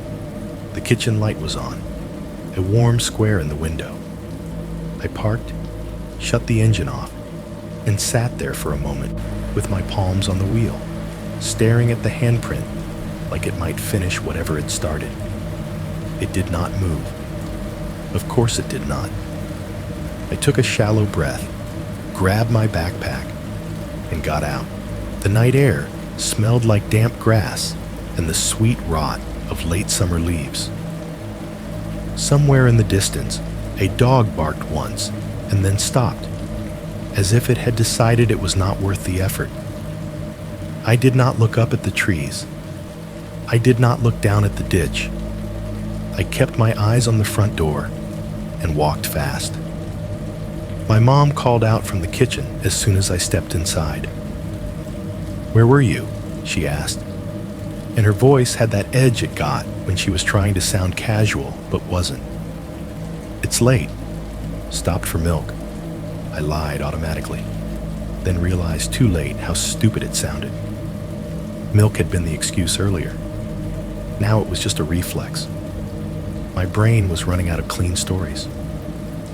My mom looked at me for a long second. The TV in the living room was playing some sitcom, the canned laughter muffled by the walls. The refrigerator hummed in the kitchen, its compressor steady and low. "You okay?" she asked again, softer this time. "Yeah," I said, "just tired." She did not push. That was my mom. She could sense when something was wrong, but she also knew when I would shut down if she pressed too hard. She gave me a look that said she did not believe me, then turned back to whatever she was doing. I went to my room and shut the door.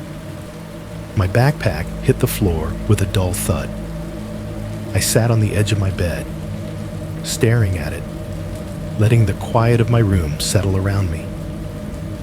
The house had its normal sounds. The AC vent pushing air, the refrigerator cycling, a floorboard creaking as my mom moved in the kitchen. Normal sounds. The kind people build their lives inside of. I reached into my pocket for the gas station receipt.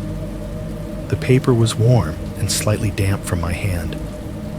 I unfolded it on my desk under the lamp, smoothing it flat with my palm like it was an important document. At first, it looked normal. Store name at the top, address, date, and time. An item line for the soda, tax, total. Then my eyes drifted lower to the bottom where promo messages sometimes printed, "Thanks for shopping. Have a nice day. Play again." That kind of corporate cheer. There was a line there that should not have been there. Not a slogan, not a coupon. 2 words in plain, blocky letters, centered like the register wanted them to stand out. Return it. My throat tightened so suddenly it felt like my body was trying to swallow the words. I read it twice, 3 times. My finger traced under the letters like a kid reading a scary sentence in a book, hoping the act of tracing would make it less real. Return it. Same wording as the message inside my locker. Same demand. Same blunt confidence. I stared at it until my eyes watered. Then I did something I still feel stupid about years later. I went back out to my mom and told her I forgot something in the car, grabbed my keys, and drove back to the gas station. I needed an adult to tell me it was a glitch. I needed someone behind glass and fluorescent lights to shrug and explain it away. I needed reality to reassert itself in a public place. The gas station was still open. The neon sign still flickered. The parking lot camera still watched. The clerk looked up when I came in, irritation flickering across his face like I had interrupted his boredom. "You back again?" he asked. I stepped to the counter and slid the receipt under the glass. Did you print this?" I asked, trying to keep my voice steady. "This part at the bottom?" The clerk picked it up, squinted, then frowned. "I just rang you up," he said. "I don't type messages. It prints what it prints." "But," I pointed. "This, it says, return it," he read aloud. And the way he said it, flat, annoyed, made it sound like he was reading a label on a can. Then he looked at me with that expression adults get when they think you are messing with them. "You trying to start something?" he asked. "No," I said quickly. "I swear, I didn't." He sighed and turned to the register, tapping buttons with 2 fingers like it hurt him to do extra work. The machine beeped. The screen reflected in the glass. He clicked through a menu that looked like it belonged in the early 2000s. "No custom messages," he said, mostly to himself. "No cashier notes, nothing." He clicked again and shook his head. "It's a promo line. Sometimes it prints weird. Corporate sends stuff." "That's not," I started, but the argument died in my throat. What could I say? That it matched a message in my locker? That something had whispered in my ear by the ice freezer? That a clown-faced figure had held up a red object on a security camera at midnight? The clerk handed the receipt back like it was now contaminated and he wanted it off his counter. "Look," he said, voice hardening. "If you're messing around, do it somewhere else. If you ain't, go home." I took the receipt and backed away, my cheeks burning with embarrassment and fear tangled together. The bell jingled as I left, bright and useless. On the drive home, my hands shook so badly I had to grip the wheel harder than I should have. The road felt narrower. The darkness beyond my headlights felt deeper. I kept glancing at the passenger seat where the receipt lay, as if the words might change. They did not. When I finally got home again, the house was darker now. My mom's kitchen light was off. The TV was silent. The living room felt like a cave. I went to my room, shut the door, and leaned my forehead against it for a second, breathing through my nose like I could calm myself by force. Then I emptied my pockets. Keys, wallet, receipt, a couple of coins, and a horrible, immediate absence. I reached into my backpack, digging down past my hoodie and gloves. Nothing. No squeaker. Not one. Not 2. Gone. My skin went cold. My hands moved faster, frantic. I dumped the contents of the backpack onto the carpet.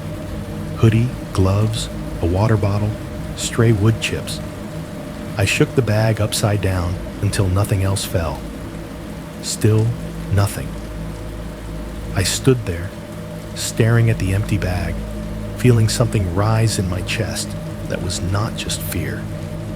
It was the sick realization that this thing, whatever it was, could take something from me whenever it wanted, without forcing a door, without making a mess, without leaving me any clear moment to point to and say, "That's when it happened." Then, from somewhere outside my bedroom window, very soft and very close to the glass, I heard it. Squeak. One single rubber squeak. Not loud, not playful, not repeated, like someone had squeezed it once, just to prove they had it. Just to let me know the message on the receipt was not a glitch. Then silence. The kind of silence that comes after an action, not before it. I did not move. I did not go to the window. I stood in the middle of my room with my backpack spilled open on the floor, listening to the house's normal sounds return in slow, useless waves.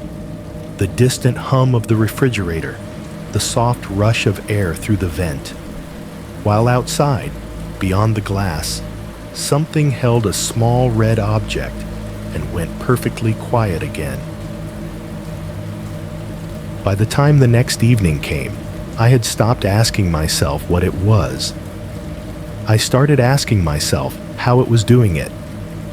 That is what fear turns into when it has nowhere else to go. It stops being a scream and becomes a problem you cannot solve.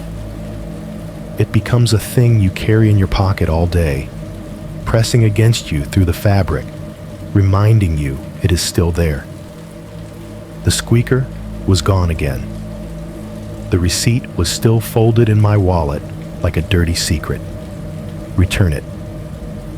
2 words that followed me through school, through dinner, through the small, ordinary moments that were supposed to keep life normal. I could still hear that one soft squeak outside my bedroom window, like someone testing a toy the way you test a lock. And the worst part was the lack of a clean, obvious crime.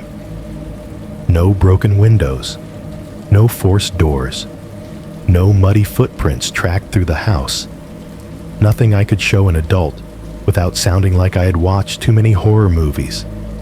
Just sounds, just objects moving when they should not. Just a message that kept appearing on anything that could print or hold chalk. So I decided I was done being passive. If someone was pranking me, I wanted proof. If someone was stalking me, I wanted proof. If it was something else, something that did not fit any normal explanation, then I wanted proof even more, because at least proof would make me feel less insane. I dug through a drawer in my room until I found an old phone my mom kept as a backup. It was scratched, slow, and only worked on Wi-Fi, but it still had a voice memo app. I charged it all day and tested it by recording myself, tapping my desk, and whispering my name. The audio came out thin and cheap, but it was audio. It was something that would capture a squeak if a squeak happened. I told myself that was the plan. I did not tell myself the real reason, because it sounded pathetic when I put it into words.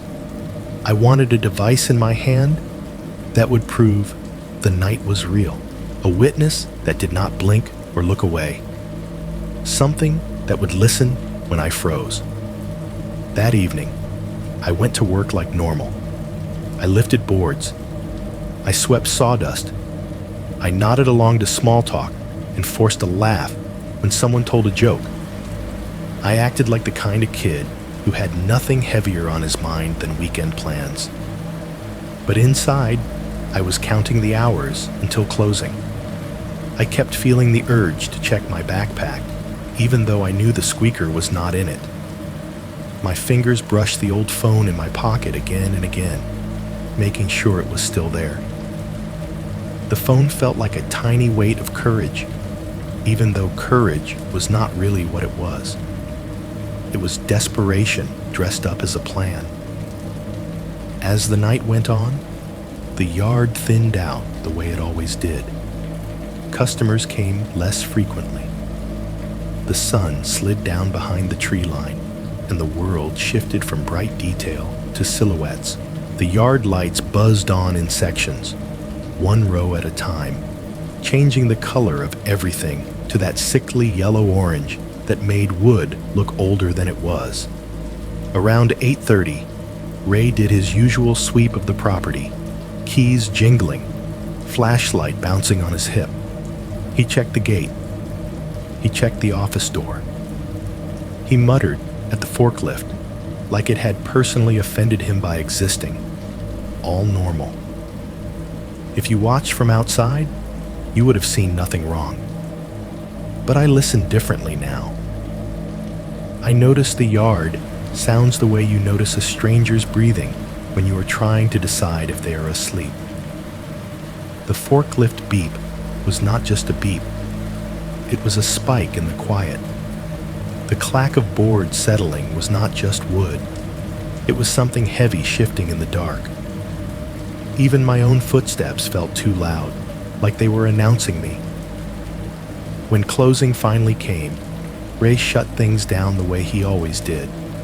Methodical, annoyed, reliable. He locked the front gate at 9 Mile. He shut the office lights.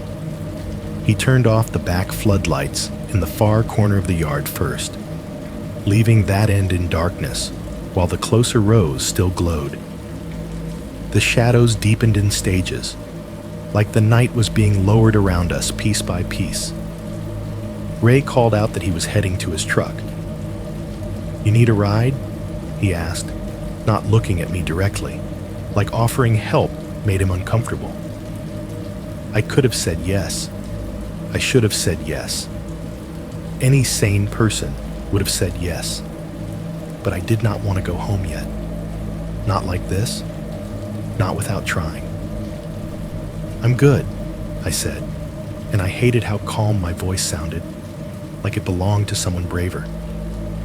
Ray gave me a look, one quick glance, the kind adults give when they are trying to decide if you are stubborn or stupid. Then he shrugged. "Lock the side door behind you," he said, "and don't mess around." His truck engine started. The headlights swept across the stacks for a brief moment, turning the wood into bright slabs and the shadows into sharp black cuts. Then he rolled out, gravel popping under his tires, and the sound faded down County Road 9 until it was swallowed. The yard was mine. Or at least that is what it felt like at first. The lights still buzzed overhead. The office building still hummed faintly with the window AC unit, the one Ray never turned off because the paperwork would get damp and curl in the summer humidity. The break room refrigerator still rattled and clicked like a tired animal shifting in its sleep. Those sounds should have been comforting. Instead, they made everything else stand out. The spaces between sounds, the way the night waited for the next mechanical breath. I stood under one of the yard lights and pulled the old phone out of my pocket. The screen glow felt too bright in the dark. I opened the voice memo app and hit record. The tiny red dot appeared at the top of the screen, silently counting time. I held the phone out in front of me like an offering. "Okay," I whispered, and I felt ridiculous, whispering to an empty yard. "Okay? If you're there, do it again." The words came out too soft, swallowed by insects in the distant hush of the highway. Somewhere far off, a truck passed, tires making that steady rushing sound that always reminded me of a river. Civilization, moving on without me. I walked slowly, staying in the brightest path between stacks. I did not go into the darkest rows. I was not that brave. I told myself I did not need to be. If someone had been on the property before, they had stepped into the light on purpose. They had wanted the camera to see them, so I stayed where I could be seen. The forklift sat near the back, dark and silent, its warning alarm dead for the night. I remembered the sound of it, sharp, repetitive beeps that echoed off the boards. I remembered how it felt to work with it running, the beeping a constant reassurance that the machine was alive and predictable. Now, without it, the yard felt like a place that had lost its heartbeat. I reached the break room door and paused. The building was dimmer here, the yard light outside casting a thin rectangle through the small window. Inside, the soda machine's hum was faint through the wall. The refrigerator rattled once, then went quiet. I held my breath. That quiet, just a second of it, felt like the world leaning forward. The old phone continued recording. The red dot blinked. The timer rolled. I waited for the squeak, for any sign that I was not alone, for any proof that last night's sound outside my window had been real. Nothing happened.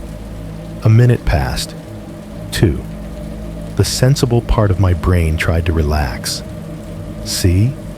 Nothing. You're alone. You're scaring yourself. Go home. Then, somewhere deeper in the yard, somewhere the light did not reach cleanly, I heard a sound that was not a squeak. A soft, single footstep on gravel. Not close enough to see. Not loud enough for certainty. Just present enough to make my skin tighten. I stopped walking. The night stopped with me. The insects continued, of course. The distant highway continued. The refrigerator inside the break room clicked back on with a low, tired groan. But in the yard itself, in the space between the stacks, it felt like something had matched my pause exactly, like it had been waiting for me to notice. I kept the phone held out, recording. My hand trembling so slightly, the screen glow wobbled. And I realized that proof was not going to scare it off. Proof was going to invite it closer. The side door was unlocked. That should not have surprised me, because Ray was careless about small things when he was tired. He locked the gate. He locked the office. He trusted the rest of the property to the fence and the darkness.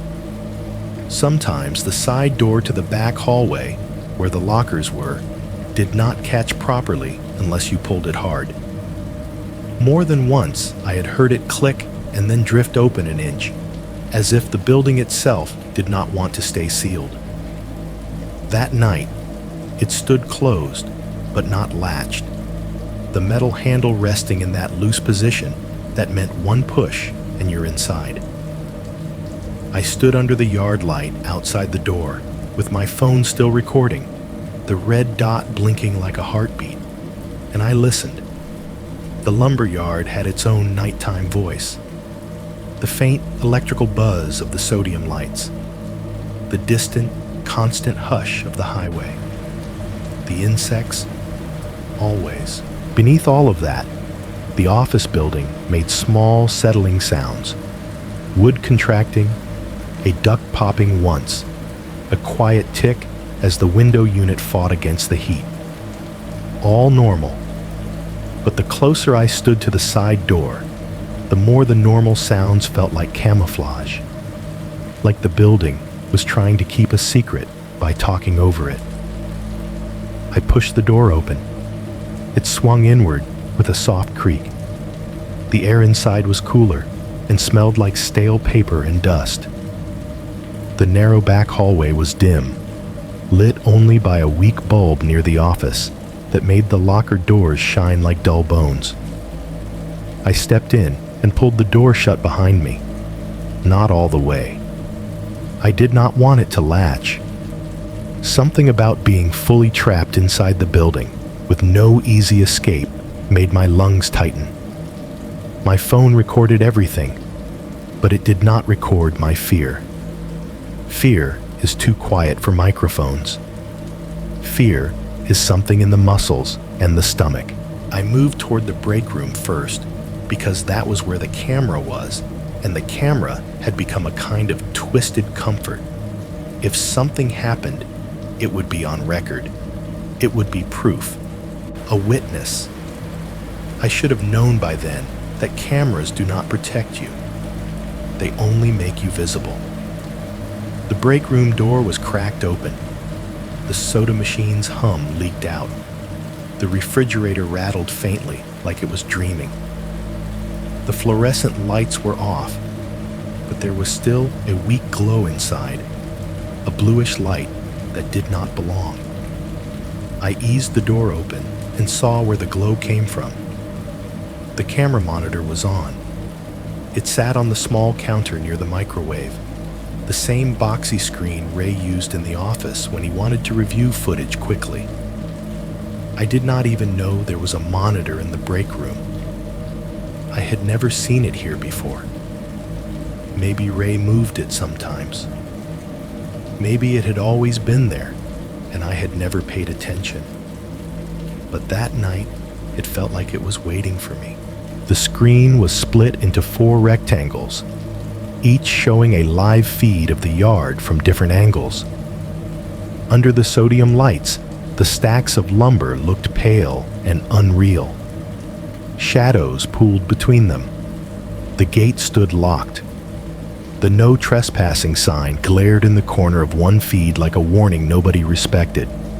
A tiny label in each corner marked the camera. Yard north, yard south, gate, break room. In the break room feed, I could see myself standing there, phone held out like a flashlight, face lit by the screen glow. Watching myself watch myself was nauseating. I took a step closer to the monitor, and the building made a soft settling sound. One sharp tick from inside the wall, like a pipe cooling. My phone continued recording. The red dot blinked. I stared at the yard feeds, waiting for movement, waiting for that pale face to step into the light again, waiting to see the red object raised toward the lens. Nothing moved. For a full minute, it was just the yard existing, just the slow dance of insects in the light, just the subtle flicker of the sodium lamps. I almost started to believe I had done something brave for nothing, that my fear had dragged me back here and made me stand in front of a screen like an idiot. Then the monitor beeped softly and the feed cycled. The rectangles shifted, one angle replacing another, as if the system was scanning through views on a timer. The change was smooth, almost gentle, like the camera was choosing what I should see next. I leaned in. The labels changed with the feeds. Yard west, stacks row 3, office door, all ordinary. My phone's microphone captured the soda machine hum, the refrigerator rattling, the faint buzz of the monitor itself, my breathing, thin and shallow. And then, very faint, almost hidden under those steady mechanical noises, the recording picked up something else. A squeak. Not loud, not sharp, not the full bright sound you get when you squeeze rubber hard. A soft, partial squeak. The kind of sound you get when something presses against a squeaker accidentally, like a hand testing it gently, or a weight settling on it. In the moment, I did not hear it. That is what scared me later. In the moment, my brain was so focused on the screen that the tiny sound slipped under my awareness like a fish underwater. But the phone caught it. The little device in my hand, the witness I had brought for proof, recorded that faint squeak like a whisper in a confession. I felt a chill creep up my arms anyway, as if my body had heard it before my mind did. The monitor cycled again. One feed blinked out and came back, then another. For a second, the screen went black, and I saw my own reflection in it. Pale face, wide eyes, mouth slightly open like I was trying to breathe quietly. The feeds returned. 3 of them were the yard, lumber stacks, gate, office exterior. The 4th one was not. It showed a porch. My porch. I knew it instantly, and my stomach dropped so fast, the room tilted. It was a view from outside, angled slightly upward, as if a camera had been placed across the street or in the bushes facing my front steps. I could see the railing with the chipped white paint. I could see the welcome mat my mom had bought at Dollar General, the one that always curled at the corners. I could see the porch light's warm glow spilling onto the steps. The image was too clear for this monitor, too clean, like it belonged to a different system. A label in the corner read something that made no sense. Cam 7, porch. There was no camera 7. Ray had 4 cameras, maybe 5. I had seen the screen. I had seen the labels. I had watched them in his office. There was no porch camera. There was no reason for the lumberyard security system to have a live feed of my house. My mouth went dry. I looked down at my phone screen, still recording, the red dot blinking like it was counting down to something. Then I looked back at the monitor, and the porch feed stayed there, steady, as if it had always belonged. The porch was empty. No movement. No figure in the yard. No shadow at the edge of the steps. Just my front door, closed and silent, seen from an angle I had never seen it from in my life. The building around me seemed to notice my fear. The refrigerator clicked off, leaving a sudden hole of quiet in the break room. The soda machine hum was suddenly the only steady sound. In that brief pause, between the fridge turning off and the compressor deciding to turn back on, the monitor buzz sounded louder, the electric hiss of the screen filling the space. My phone captured another tiny sound then, so soft I could barely register it in the moment. A little inhale. Not mine. I did not move. I could not. My body had turned into stone, because staring at that porch feed, I realized something that made my skin feel too tight. Whatever was messing with me did not have to follow me down County Road 9. It did not have to wait in the ditch. It could see where I lived, and it wanted me to know it could. The porch feed stayed empty, steady, patient, the kind of patience that felt deliberate. Then on the screen, the porch light flickered once, just a tiny dip, like the bulb caught on a breath. My heart punched in my chest.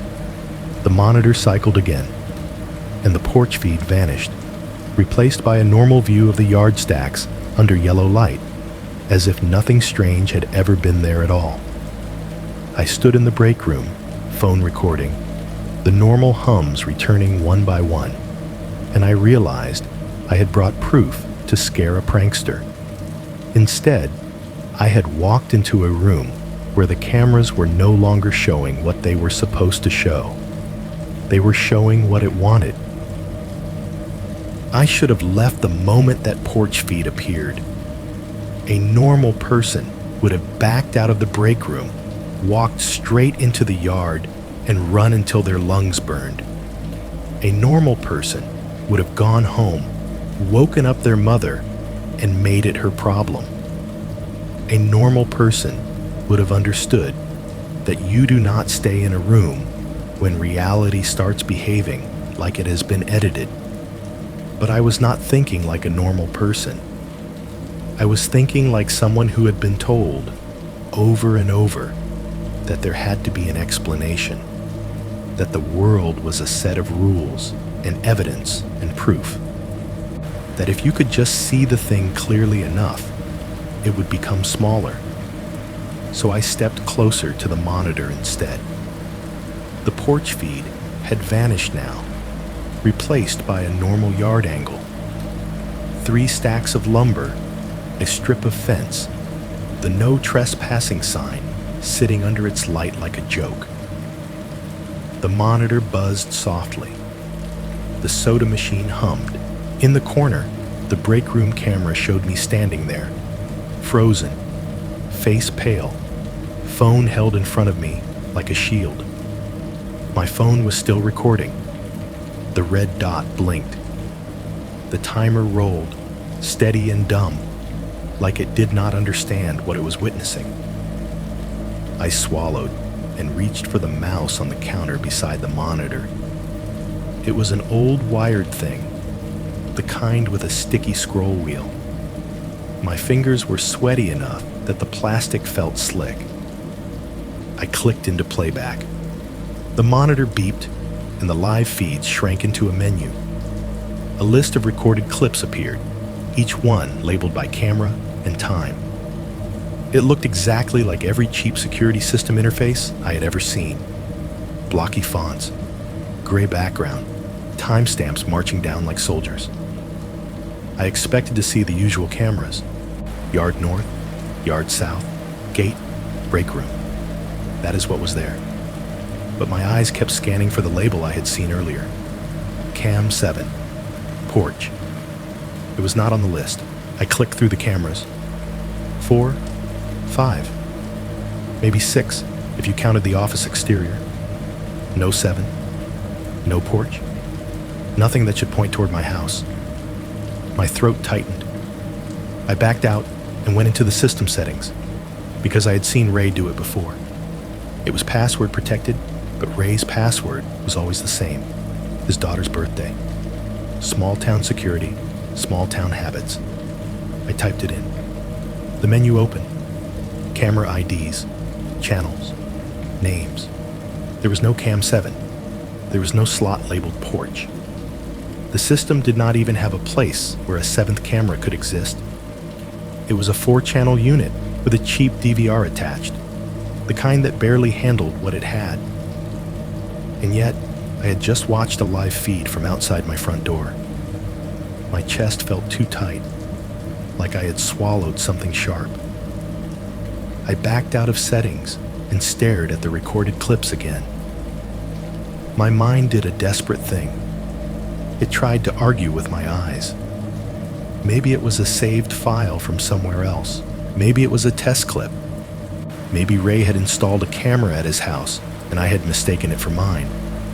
Maybe I was panicking and my brain was making patterns. Then I saw something that stopped my thoughts mid-sentence. A clip with a blank camera label. Not yard north, not gate, not break room. Just a timestamp and a dash, like the system had recorded something it could not name. The time was from earlier that evening. Around the same time, I had arrived home after the gas station. My mouth went dry again. I clicked it. The screen went black for a second. Then the porch appeared. My porch. Same chipped railing. Same curled welcome mat. Same porch light glow. The angle was exactly the one I had seen live. Across the street or from a bush line, aimed at the steps like a hunter's blind. The clip was not long. Maybe 30 seconds. Maybe a minute. The timestamp in the corner marched forward as if the system wanted to prove it was legitimate. At first, the porch was empty. Then the frame changed subtly. Not with a cut, but with a shift in brightness, like headlights had swept across. And then I saw myself enter the frame from the left, walking up the steps with my backpack on one shoulder. I watched myself pause at the door.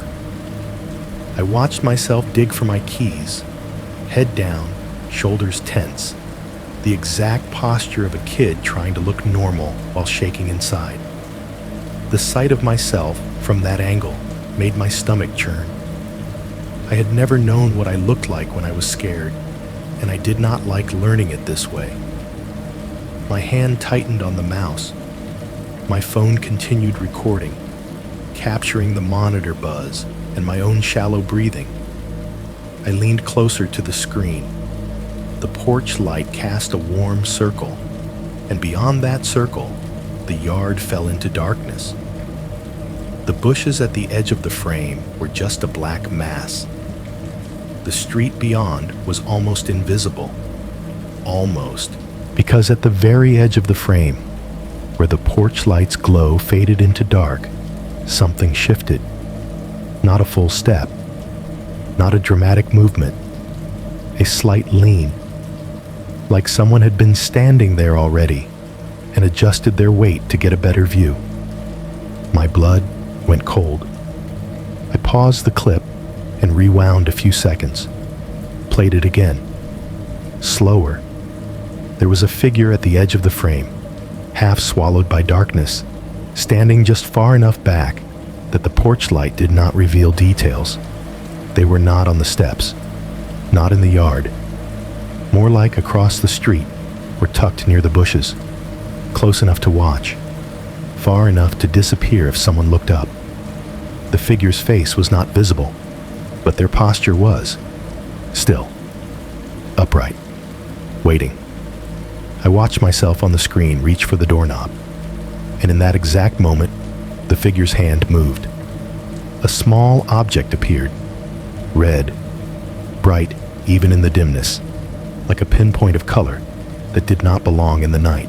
The figure lifted it and compressed it once. The clip had no sound through the monitor speakers, or maybe the system's audio was disabled.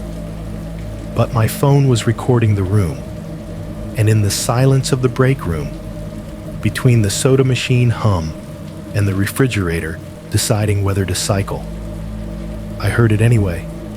Squeak. Not from my backpack this time. Not from outside my bedroom window. From the monitor's tiny speaker, faint but real, like the recording itself carried the sound through time. My whole body reacted. I flinched so hard my shoulder hit the counter, and the monitor wobbled slightly. The phone in my hand shook, red dot blinking wildly as it captured my sudden inhale. On the screen, my younger self froze for half a second at the door, head tilting as if he had heard something. Then he turned the key and stepped inside, closing the door behind him. The figure at the edge of the frame did not move again. They did not rush the porch. They did not chase. They simply stood there, watching the door close, holding the red object like a little trophy. Then the clip ended. The screen returned to the list of recordings. The break room hum returned, louder now in my ears. The refrigerator kicked on with its tired rattle, filling the room with that familiar mechanical breath.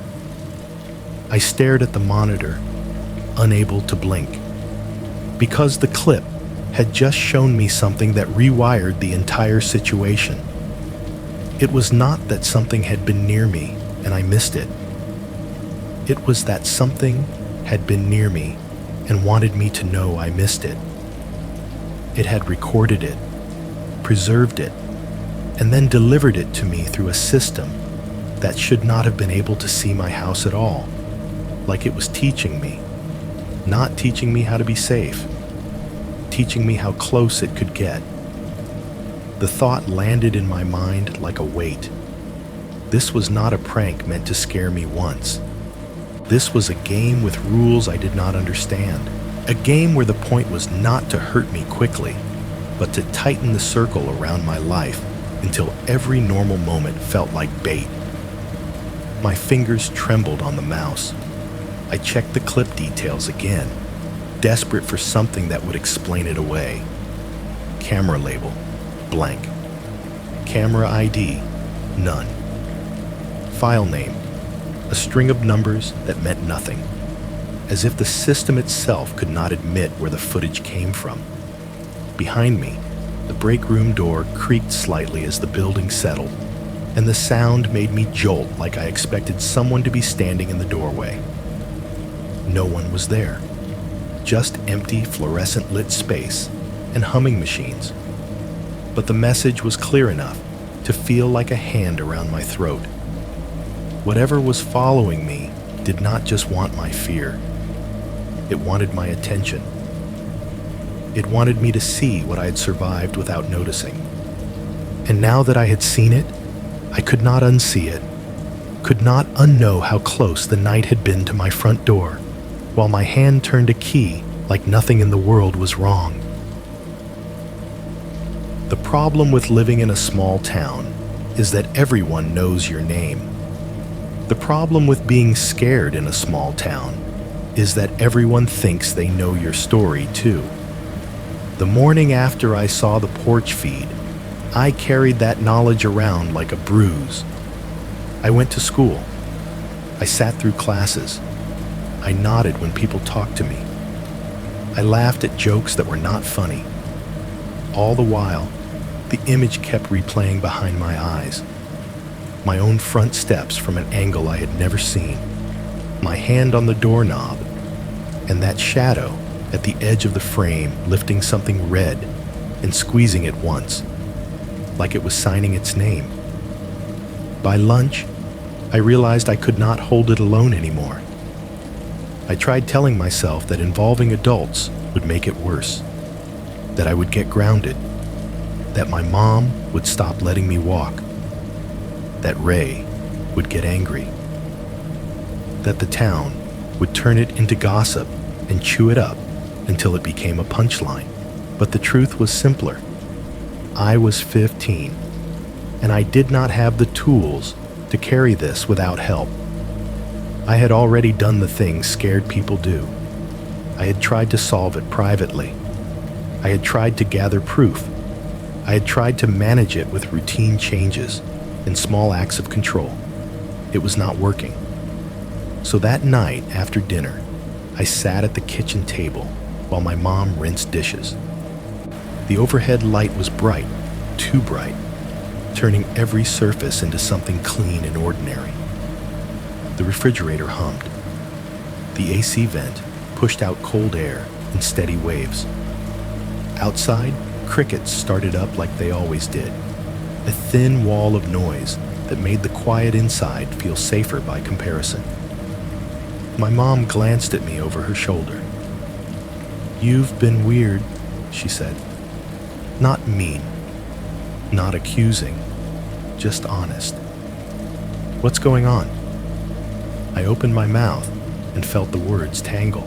How do you explain a thing that sounds insane the moment it leaves your mouth? How do you describe a fear that is mostly sound and timing and absence? No bruises, no broken glass, no clear villain you can point to. "I think someone's messing with me," I started. My mom turned off the faucet and faced me, drying her hands on a towel. "Messing with you how?" I told her pieces, not the whole thing. I could not do the whole thing. I told her about the red squeaker I found by the ditch. I told her about hearing it in my backpack on the walk home. I told her about the locker message, "Return it." But I said it like I was reporting vandalism, like it was just rude kids. I told her about the handprint on the car window at the gas station. I watched her face as I spoke, waiting for the moment it turned into disbelief. It did, but not in the way I expected. She did not laugh. She did not call me dramatic. She did not tell me to stop watching scary videos. She looked concerned for exactly 10 seconds. Then her expression shifted into something practical and tired. "Okay," she said slowly, as if organizing my words into a category she already understood. "So someone's pranking you. Probably older kids. It doesn't feel like—" I began. "Baby," she said, and she reached out like she wanted to steady me with her hand on my shoulder. "It's summer. Kids get bored. You work late. You walk alone. Somebody thinks it's funny." I felt heat rise in my chest. Not anger exactly. Something closer to panic. Because if she put it in that box, bored kids, then she would solve it in the simplest way. And the simplest way would not include believing the parts that scared me the most. "There's footage," I said. My mom blinked. "What footage?" I hesitated. My tongue felt heavy. "The lumberyard cameras," I said. There was a clip, like someone watching our porch. The room seemed to tighten. Even the refrigerator hum felt louder for a moment, like the house was paying attention. My mom's eyebrows pulled together. "Watching our porch? Like you mean a neighbor's camera?" "No," I said, and my voice came out too strained. "It was on the yard monitor. It was like someone had a view of our front door from outside." My mom stared at me as if she was trying to find the hidden joke. Then she let out a small, uneasy laugh. "How would the lumberyard have footage of our porch?" she asked. "I don't know," I said. And that was the truth that ruined everything. I did not know. I just knew what I saw. My mom set the towel down and rubbed her forehead like the conversation had turned into a headache. "All right," she said. "All right. Tomorrow I'll call Ray, and you're not walking home for a while. If you want to go to work, I'll drive you. End of story." "No," I said too fast. She looked at me sharply. "No?" Because that was the trap, right there. If I accepted her solution, I would lose my freedom. And a part of me still believed, stupidly, that staying normal might protect me. That if I made my life smaller, I was admitting I had done something wrong. That if I acted like prey, it would confirm I was prey. I don't want you to call Ray," I said. My mom's eyes narrowed. "Why?" Because I had a second fear now, sitting right under the first one. The fear that Ray already knew more than he was telling me. That the yard had rules adults followed quietly. That if my mom called him, he would downplay it, and I would become the kid who made problems. "I'll handle it," I said, which was the dumbest sentence I could have said. My mom's expression hardened. "You're 15, she said. "You're not handling anything. If someone is bothering you, we tell someone." So I did the next thing scared people do. I took it to someone who felt official enough to count, but distant enough that it would not change my home life immediately. The next day, I went to the sheriff's substation after work. It was a small building off the main road, with faded paint and a flag that snapped in the heat. Inside, it smelled like old carpet and cheap air freshener. The fluorescent lights buzzed overhead with that dry electrical hum that makes you feel like you are standing inside a bug zapper. A scanner radio chattered behind the counter, bursts of static and half-heard codes that made the place feel busy even when it wasn't. A deputy sat at the front desk, heavy-set, coffee cup in hand, watching a tiny TV mounted in the corner. He looked up when I entered and gave me a polite smile that did not reach his eyes. "What can I do for you?" he asked. I told him the short version. Someone had been on the lumberyard property late. There was weird behavior. I felt like I was being followed. There had been messages, a handprint. I avoided saying clown. I avoided saying camera feed of my porch because I could still hear my mom's doubtful laugh. The deputy listened, nodding slowly, the way adults nod when they are listening mostly to be polite. The scanner radio crackled behind him. Somewhere deeper in the building, an AC unit kicked on mid-sentence with a sudden whoosh, like punctuation. When I finished, the deputy leaned back in his chair. "So, no one threatened you?" he asked. I said, voice tightening. Someone said something, like, "You got something of mine." The deputy's mouth twitched. Not a smile exactly, more like restrained amusement. "Probably older kids," he said. "Or a drifter messing around. Fairs in town, people get weird." "What about the cameras?" I asked, and I hated how desperate I sounded. "What if I can show—" "You got footage?" he interrupted, a little more alert. "Not on me," I said. "It's on the yard system. Then tell your manager to save it," he said, already slipping back into board. "If there's trespassing, we can talk. But kid, this sounds like prank stuff. TikTok. You seen those clown videos? People dressing up, trying to scare folks for views." I stared at him, because that was the modern excuse for everything now.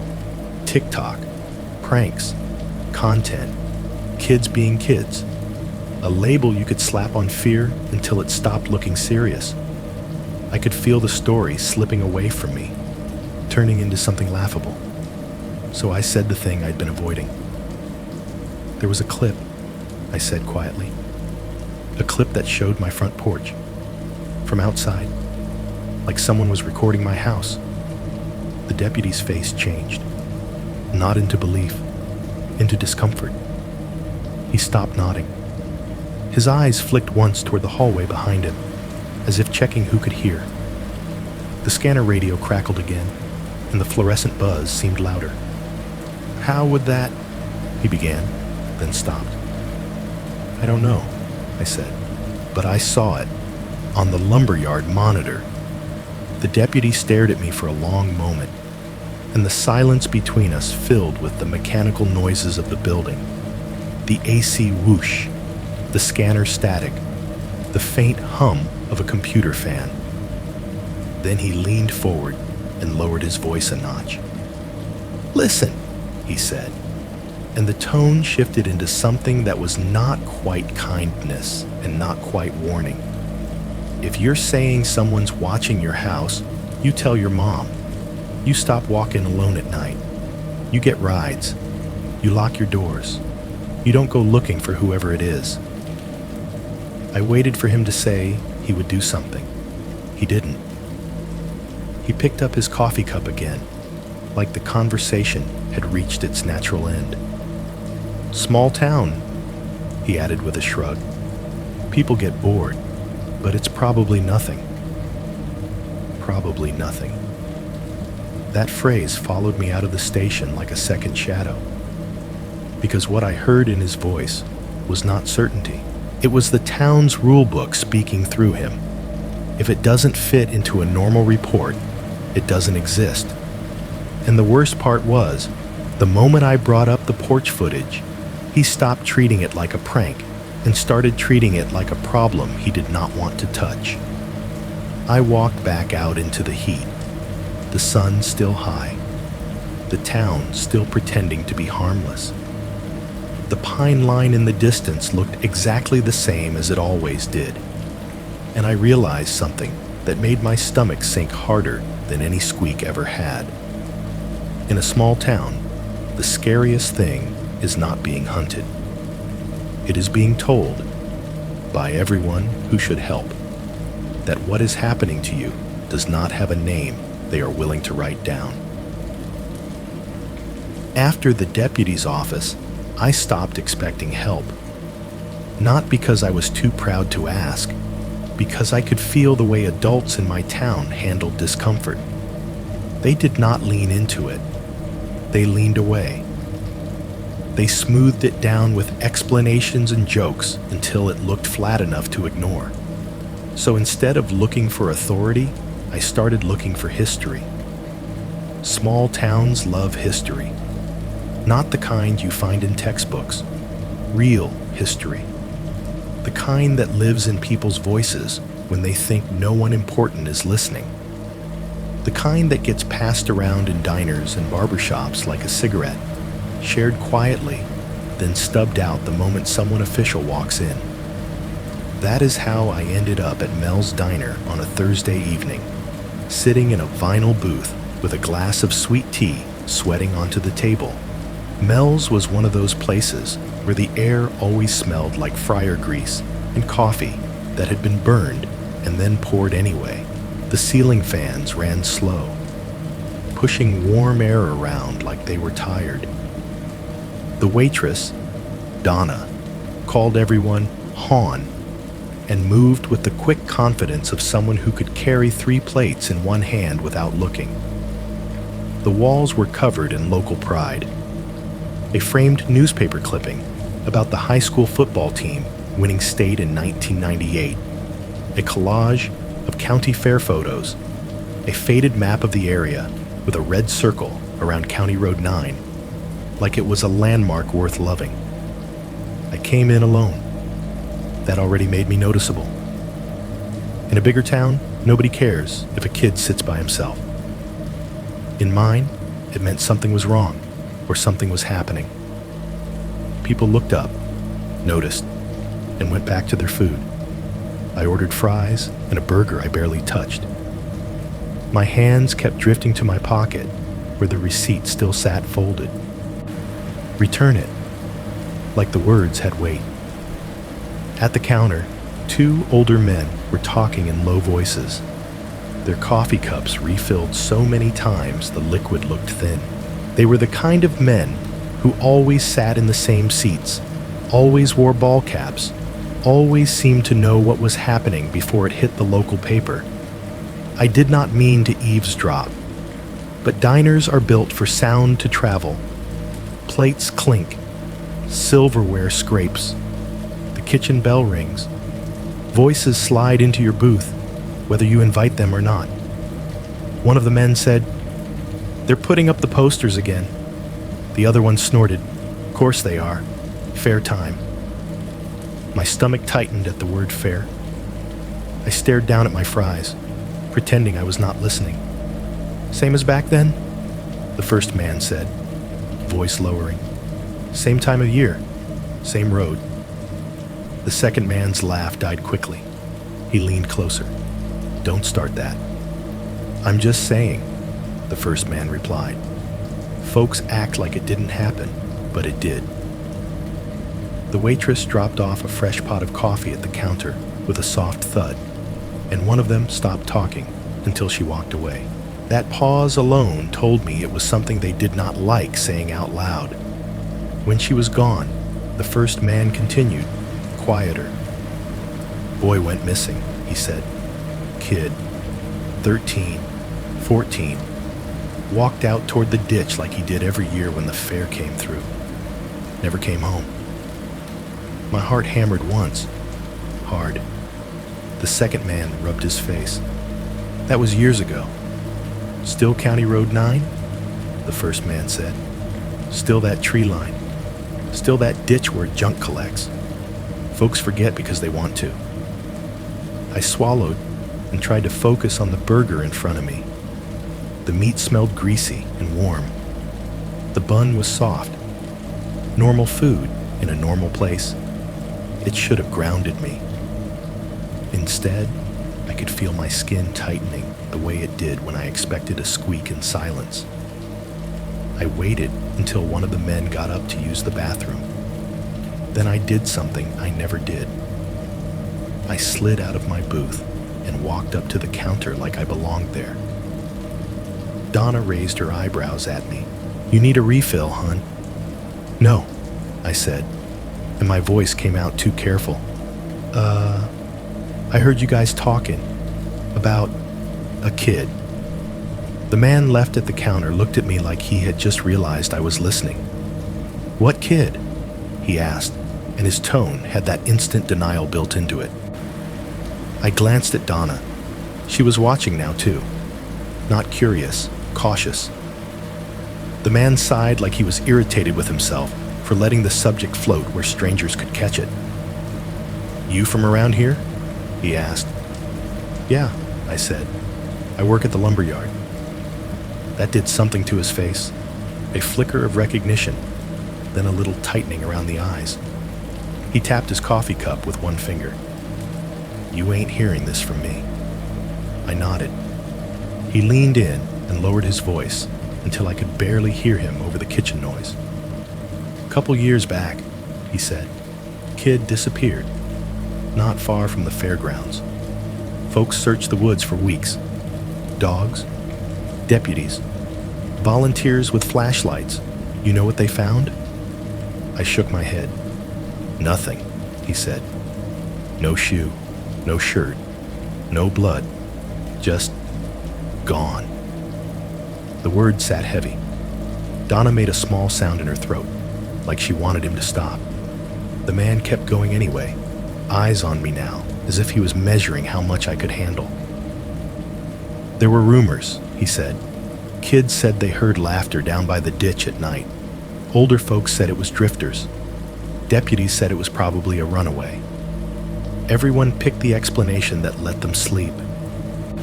My mouth went dry.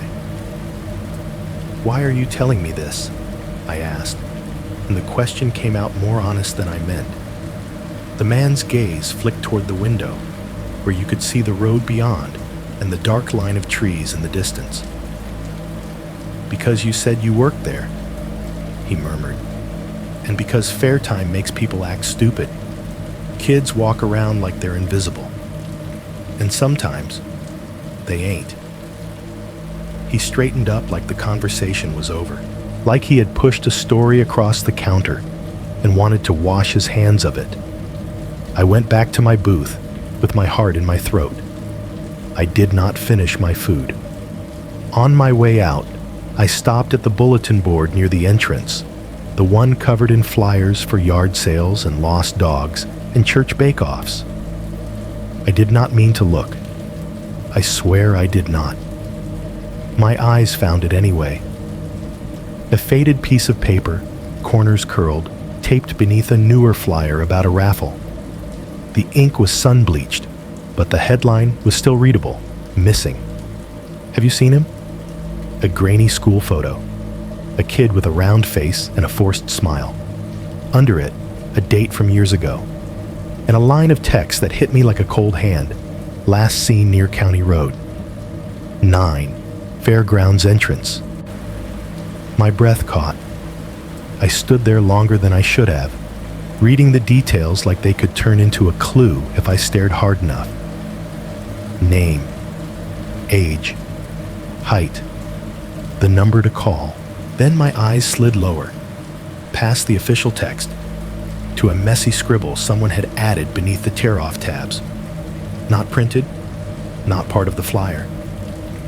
A pencil note, faint and slanted, like someone had written it quickly and regretted it. He took something. I stared at those 3 words until the room tilted slightly. Outside, the town was doing what it always did. Cars passed, porch lights glowed, the sky deepened into purple. People moved through their lives like the rules were stable. But the fair posters were already going up again. Fresh staples into old telephone poles. Bright colors, promising rides and games and lights in the park. And all I could think about was the idea of returning something, like the road itself had a memory, and fair season was the time it woke up hungry. On the walk home from the diner, every fluttering poster looked less like an advertisement and more like a warning, because now my fear had a shadow behind it. A missing kid, the same road, the same time of year, and the same message pressing on my mind like a thumb. Return it. I waited until the yard was quiet to talk to Ray. Not closed quiet, not midnight quiet, just the slow part of the afternoon when the heat made people lazy and the customers came in waves instead of constantly. The forklift sat idle. The stacks of boards threw long shadows. The air smelled like sap and dust, and that chemical tang of pressure-treated lumber that never fully leaves your clothes. Ray was in the office, sitting at his desk with his reading glasses on the end of his nose, squinting at an invoice like the numbers had personally offended him. The window AC unit rattled above him, spitting out cold air in uneven breaths. Every time it kicked harder, the blinds fluttered slightly, tapping the window frame like nervous fingers. I stood in the doorway for a second, watching him, trying to figure out how to say what I needed to say without sounding insane. Ray noticed me and took his glasses off. "What's up?" he asked, already sounding tired. I stepped inside and shut the door halfway behind me, not fully closing it. Something about closed doors had started to feel wrong. "I need to ask you something," I said. Ray leaned back in his chair. "Shoot." My mouth went dry. I forced the words out anyway. "Have you ever had weird stuff happen here?" I asked. "Like, before this week?" Ray's face did not change much, but something in his eyes did.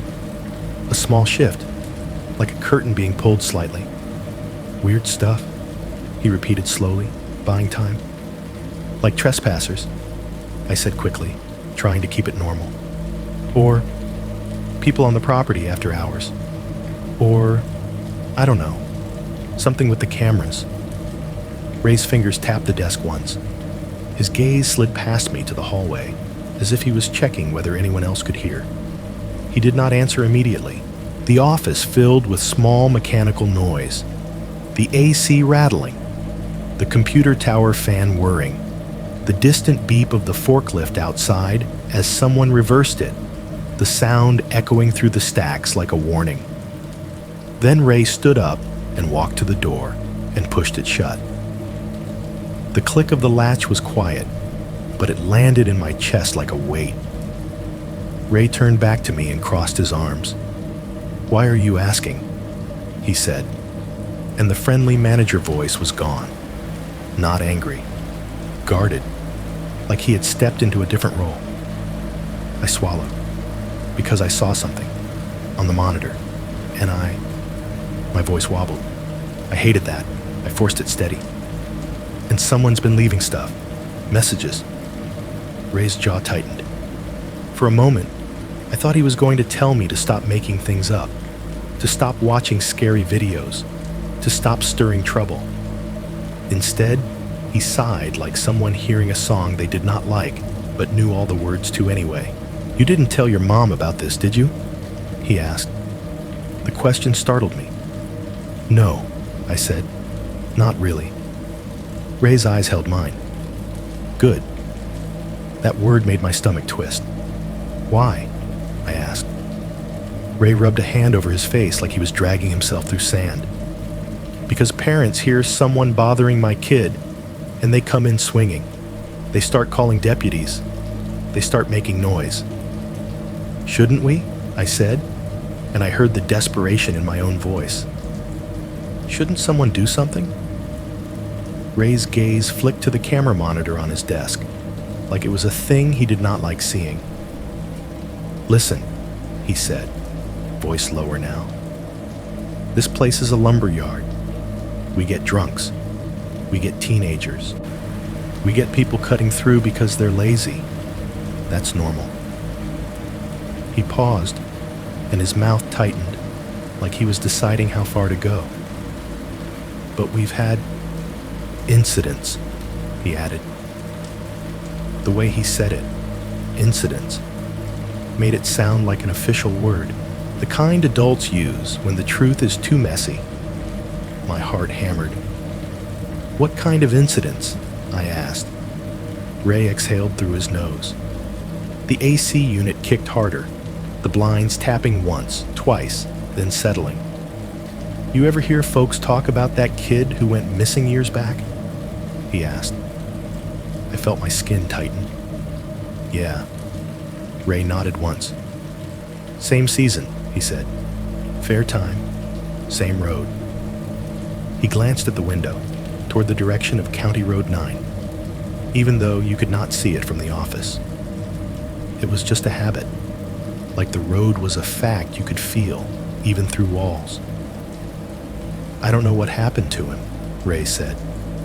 "And I'm not saying this is connected. I'm not saying anything like that. But he was saying it anyway, by mentioning it at all." I took a shaky breath. "Then what are you saying?" Ray's eyes narrowed at me, and I suddenly understood that he was choosing his words the way you choose boards from a stack. Carefully, avoiding the ones that might splinter, he leaned forward slightly. "We had a guy work here a few summers back," he said. "Older than you, 19, maybe 20. Tough kid. Thought he was funny. Thought he was untouchable." Ray's mouth twitched, but there was no humor in it. "He started hearing things," Ray continued, "late at night, in the yard. Said he'd hear a sound, and then it would stop when he stopped. Said he'd hear it from inside the break room when he was the only one in there." My throat went tight. "What sound?" I whispered. Ray looked at me for a long second. Then he shook his head slightly, like he did not want to answer. "Doesn't matter," he said, but his voice was rougher. "What happened to him?" I asked. Ray leaned back again. "He quit," he said simply. "No notice, just didn't show. His mom came and got his last check. Wouldn't say why. The room felt smaller. I could hear the forklift beeps outside, rhythmic and distant. A customer laughed somewhere in the yard. Normal life, continuing, like it was not listening. Ray's gaze dropped to my hands, to the way I kept clenching and unclenching my fingers. "You find something?" he asked quietly. I froze. "What?" Ray's eyes held mine.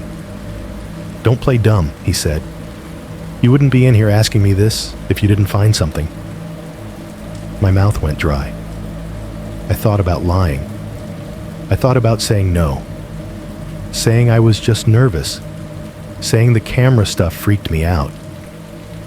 Then I remembered the missing kid flyer. The pencil note. He took something. I swallowed. "I found a red squeaker," I said. "By the ditch." Ray did not flinch. He did not blink. He did not look surprised. His expression tightened, as if I had just confirmed something he had been hoping was not true. For a long moment, neither of us spoke. The AC rattled. The office clock ticked.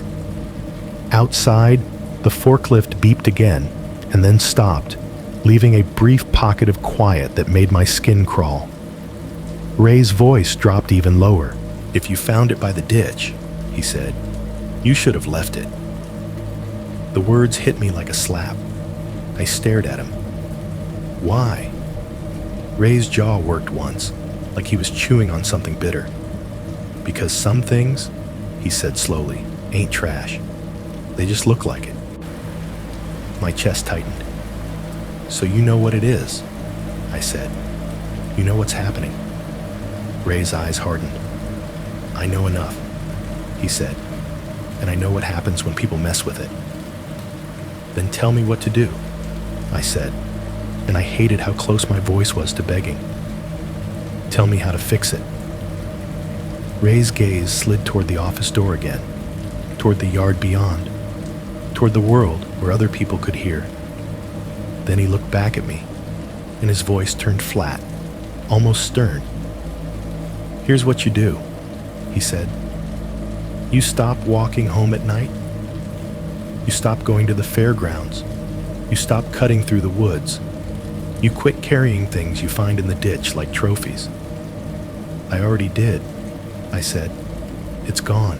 It keeps disappearing. It..." Ray lifted a hand, stopping me.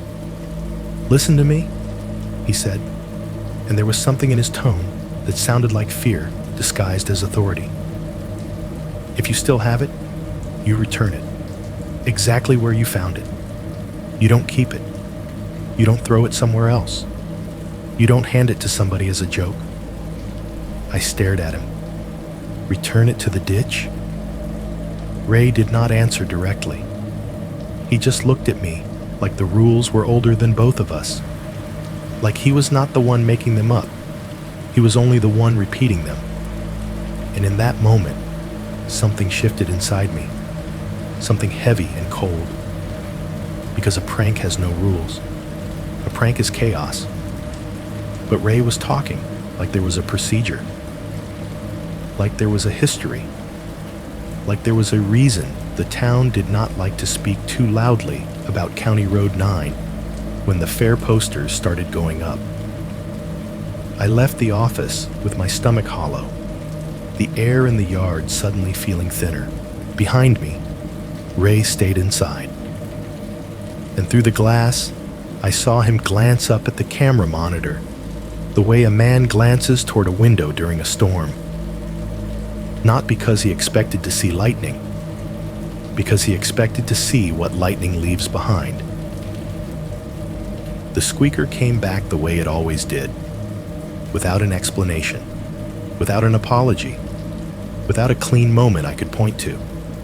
One afternoon after school, I opened my backpack to grab a notebook and found it sitting at the bottom like it had rolled there on its own. Bright red, soft rubber, that same tiny slit that made the sound. No note, no chalk, no handprint, just the object, waiting like it had never left.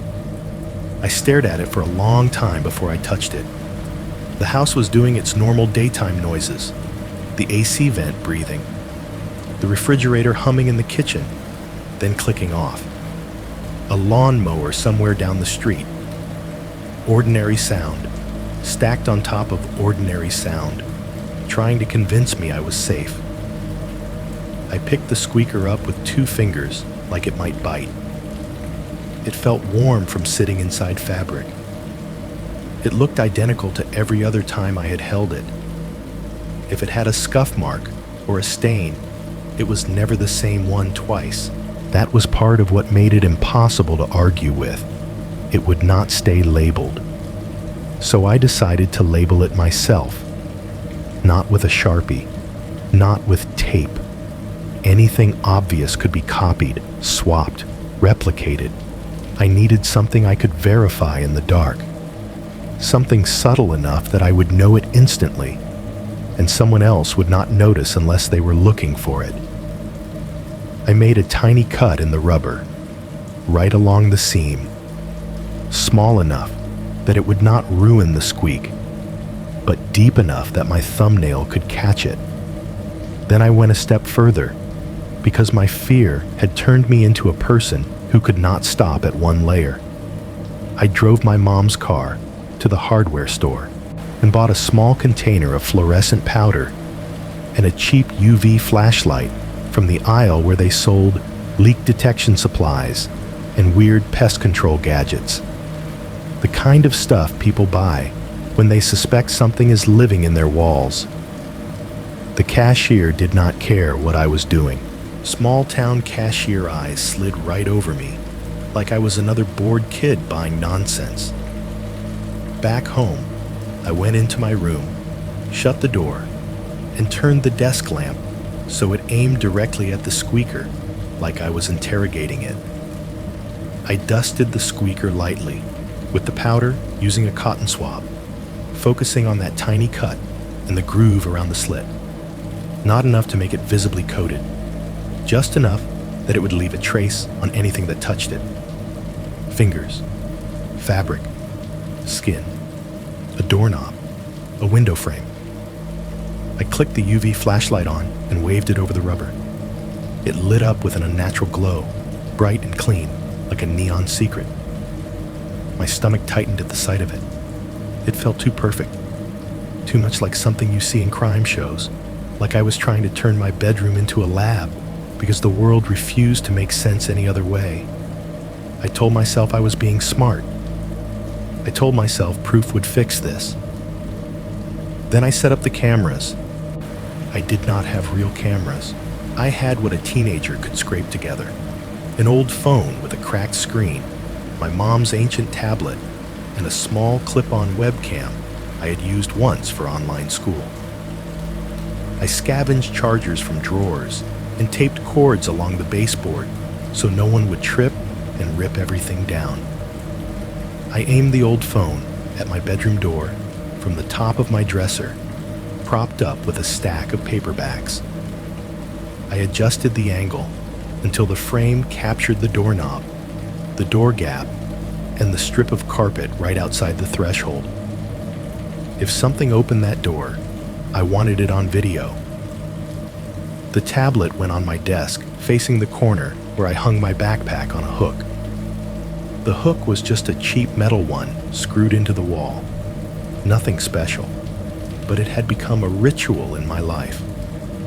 Come home, hang the bag, try to pretend the night could not reach into it. Now the hook was part of the experiment. I tested both devices by walking in and out of the room, checking the playback, adjusting the angle. The screens showed me moving like a ghost of myself, thin, pale, restless. The audio picked up the soft sounds I normally ignored. The AC vent's hiss, the faint buzz of the desk lamp, the refrigerator's distant hum when the house went quiet enough for it to travel. I added the third device as insurance. The clip-on webcam faced the window. Not because I wanted to catch a face. I could not even admit I believed there would be a face. I wanted to catch motion. Shadows. The exact second something outside made a squeak, and then went silent again. By the time I finished setting everything up, my room looked ridiculous. Cords, screens, little red recording lights, a teenager's version of a surveillance state. But when I stood in the middle of it, I felt something I had not felt in days. Control, or something that resembled it. I placed the marked squeaker inside my backpack, deep under my hoodie like I always did. Then I hung the backpack on the hook and stepped back. The plan was simple, written out in my head like a checklist. If the squeaker went missing, I would not panic. I would not tear the house apart. I would check the UV traces first. My hands, the backpack strap, the hook, the doorknob, the window latch. I would sweep the flashlight over the carpet and see if any powder had fallen like a glowing trail. Then I would check the footage. Door camera first, hook camera second, window camera last. I would note the time of any strange sound, any squeak, any click, any moment the house felt like it held its breath. I would compare it to the video timestamps. If something happened, it would finally have to leave a line, a sequence, a cause. That was the theory. And like all theories born from fear, it had a hidden assumption that whatever was doing this cared about my rules. That night, I ate dinner while my mind ran the checklist again and again, rehearsing it like a speech. My mom talked about work. I nodded and pretended I was listening. The TV played in the background. The refrigerator clicked on mid-conversation like a hard comma. When I finally went to bed, I left my room exactly the way I had staged it. Backpack on the hook, devices plugged in, recording apps running, desk lamp off, only the faint glow of screens and the slow breathing of the AC vent. I lay under my blanket and stared at the ceiling, listening to the house. The familiar hums rose and fell. The fridge cycled, pipes settled. Somewhere outside, an insect hit the window once and vanished. Minutes passed, then more. I started to think, dangerously, that I might wake up in the morning with nothing new to fear, that maybe my trap would sit there unused, a paranoid little fort built for an enemy that had moved on. Then I heard a soft plastic creak from my desk as the tablet adjusted on its stand, settling under its own weight. A tiny sound. Nothing. But it made my pulse jump anyway, because my whole body had been trained now. Every small noise could be the start of something bigger. I reached toward the nightstand and clicked my phone screen on just long enough to see the time. 12:01. That exact minute again. I turned the screen off and lay perfectly still. In the dim light of my room, the little red recording dots glowed like eyes that did not blink. The backpack hung on the hook, motionless. The marked squeaker sat inside it, dusted with invisible powder, waiting to be taken or left alone. And I realized, with a cold clarity that made my stomach drop, that I had not built a trap to catch a prankster. I had built a stage, and whatever had been teaching me how close it could get now had 3 cameras, a marked object, and a quiet 15-year-old in bed, listening, ready to learn the next lesson. I did not fall asleep. That was the first mistake. If I had slept, maybe it would have stayed outside my awareness, outside the thin circle of my attention. But I lay there with my eyes open, letting the darkness fill my room, while my brain counted every sound like it was evidence. The house became a map made of noise. The refrigerator in the kitchen was the loudest thing at night, a steady hum that rose and fell in predictable cycles. When it clicked off, The quiet it left behind felt like a hole in the air. The pipes in the walls ticked as they cooled, sharp little snaps that sounded like knuckles cracking. The ceiling fan above my bed wobbled slightly on its lowest setting, making a soft, uneven whir that was almost soothing until you listened long enough to notice the faint scrape in the rhythm. Outside, a car passed every so often on the main road. You would hear the tires first, soft hiss on pavement, then the brief swell of engine noise, then the fade into nothing. Crickets sang behind the window, like a living curtain. Somewhere down the street, a dog barked once, then stopped, as if it had been corrected. All of it together made a kind of ordinary soundtrack, a proof of normal life continuing while I lay there, rigid, waiting for the one sound that did not belong. The 3 screens in my room glowed faintly, small rectangles of dim light. The old phone on my dresser pointed at the door. The tablet on my desk faced the backpack hook. The webcam aimed at the window. I could not see the images clearly from bed, but I could see their presence. Little digital eyes staring at the same corners I kept staring at. My backpack hung on the hook, motionless, casting a lump of shadow against the wall. The squeaker was inside it, marked, dusty with invisible powder. My plan depended on that squeaker staying put, like a baited hook in a still pond. I listened. I waited. I counted cycles. The refrigerator clicked on. The fan wobbled. The pipes ticked. The distant car hissed past and left. Time moved in small, soft pieces. At some point, close to midnight, maybe a little after, the house did the thing it always did. The thing I had never noticed before this week. It held its breath. The refrigerator compressor clicked off. The ceiling fan slowed for half a second and then steadied. The AC vent stopped pushing air. Even the faint electrical buzz of my desk lamp's plugged-in cord seemed to vanish, like the entire system of the house had been unplugged at once. It lasted maybe 1 second, but that 1 second was so clean it felt wrong, like someone had edited it out of reality. In that drilled-out silence, my pulse became the loudest thing in the room. I could hear it in my ears. I could feel it in my throat. I held my breath without meaning to, because the silence made breathing sound too loud. Then I heard it. Squeak. Not far. Not through glass. Not out in the yard. Inside my room. Close enough that my skin prickled, as if the sound had touched me. It was soft, not fully compressed, like a careful test. Like fingers pressing rubber gently so it would speak without shouting. The squeak came from the lower right side of the room, near the closet, near the gap under the bed, near the shadows that were deepest. My whole body locked. For a split second, my mind produced the image automatically. A hand under the bed, holding the squeaker, compressing it once, and then going still. I did not move. I could not. The silence after the squeak felt heavier than the squeak itself.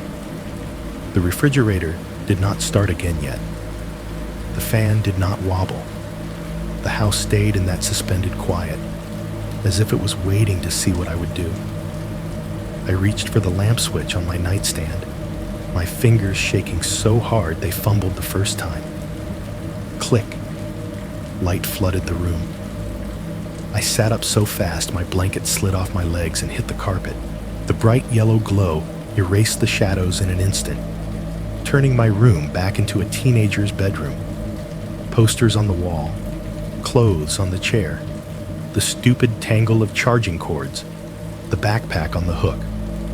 Nothing moved. Nothing was under the bed. Not that I could see anyway. The gap was dark, but now it was just a dark gap, not a mouth. The closet door was closed. The thin line of shadow under it was still.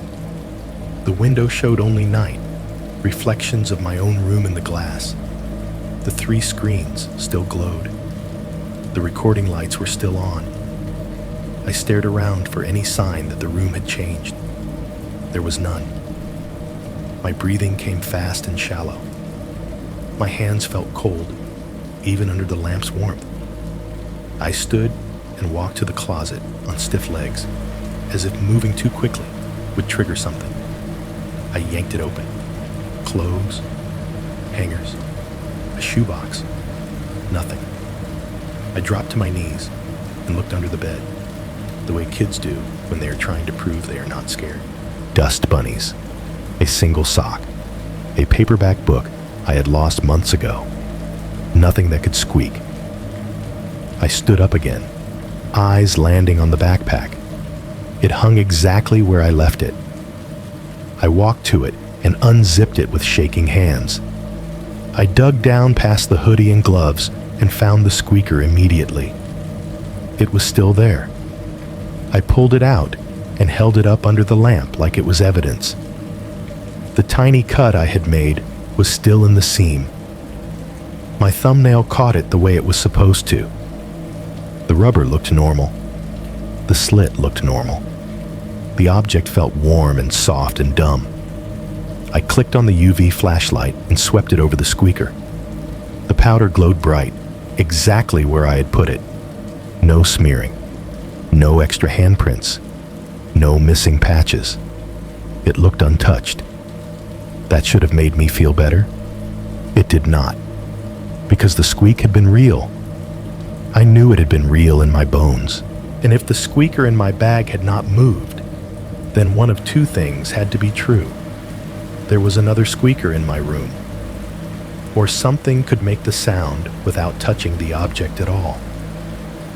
The refrigerator clicked back on in the kitchen, filling the house with a steady hum, like a nervous laugh. The AC vent started pushing air again. The fan resumed its uneven whir. The house exhaled as if nothing had happened, as if the silence had been an accident. I stood in the middle of my room, the lamp still on, the squeaker in my hand, staring at the gap under the bed and the closed window, and the closet that now looked too ordinary. My cameras kept recording. The little red dots kept blinking, and the fear that tightened in my chest was sharper than before, because it came with a new understanding that made my stomach drop. I had built a trap based on the assumption that the squeak meant the squeaker. But that night, the squeak was not proof of an object moving. It was proof of a presence. Something close enough to make a sound inside my room and then vanish into the normal noise again, leaving me holding the marked squeaker like a fool. Like I had just been taught, one more time, that I was still playing by rules it did not have to follow. Morning light should have made everything easier. That is what people say about fear. Sleep on it. It'll look different in the morning.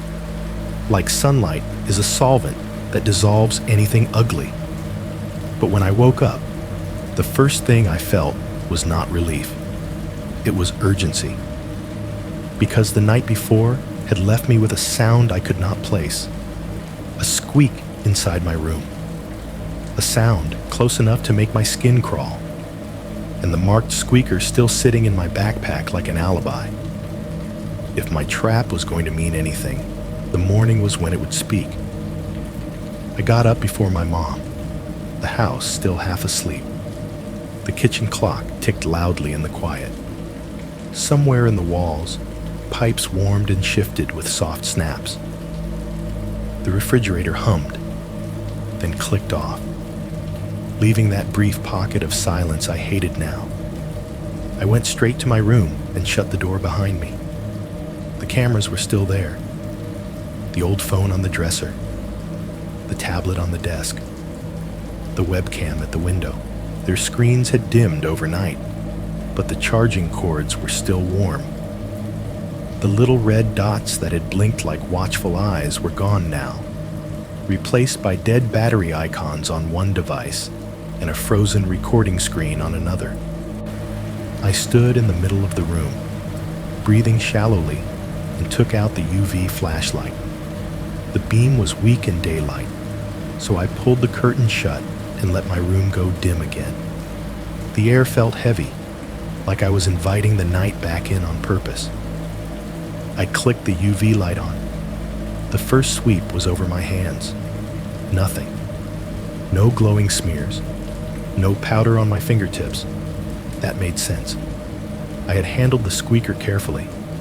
I had not dusted myself like an idiot. The second sweep was over the backpack strap and the outside fabric. Nothing again. My chest tightened. The squeaker was inside the backpack. If someone had opened the bag and touched it, the powder should have transferred to the zipper pull, the strap, the outer seams. It should have left a messy glow somewhere obvious, unless they had never touched the outside at all. I unzipped the backpack slowly and opened it. Then I swept the UV beam inside. My stomach dropped so hard I felt it in my knees. There were handprints on the lining. Not one. Not a smear. Not a vague patch of dust. Clear fingerprints, pads, and ridges, pressed into the inner fabric, like someone had braced their hand inside the bag while opening it.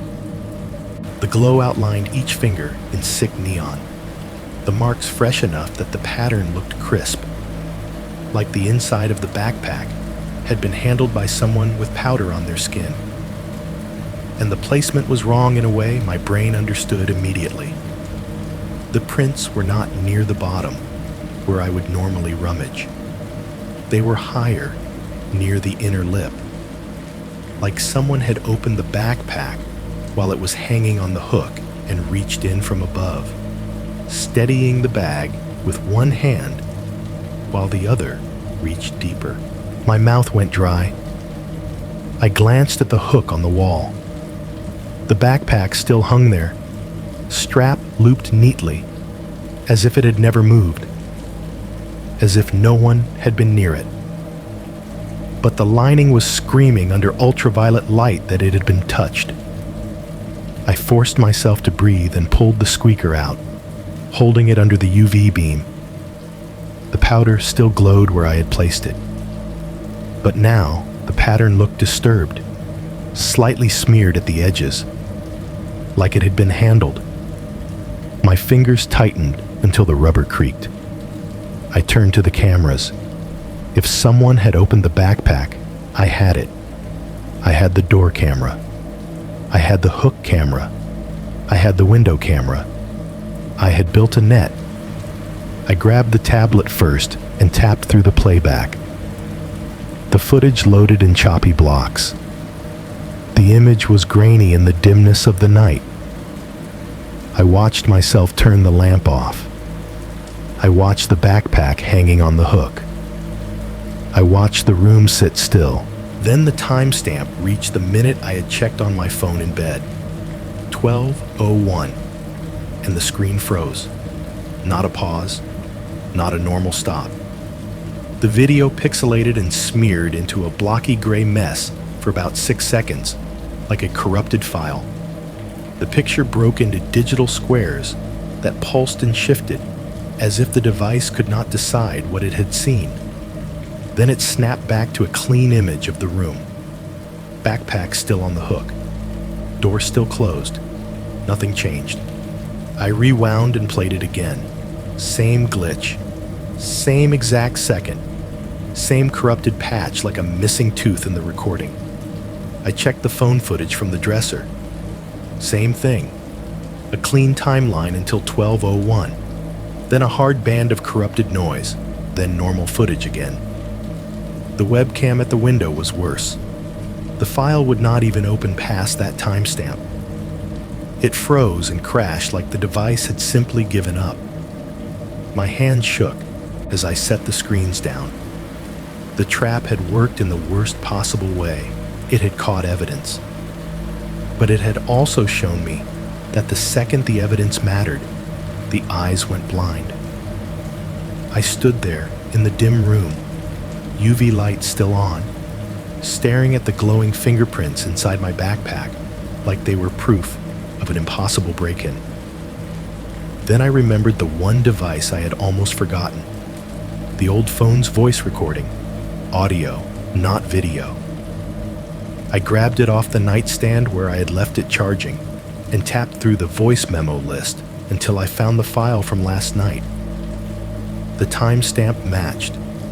The duration was long, nearly 7 hours, because it had recorded all night. My thumb hovered over play.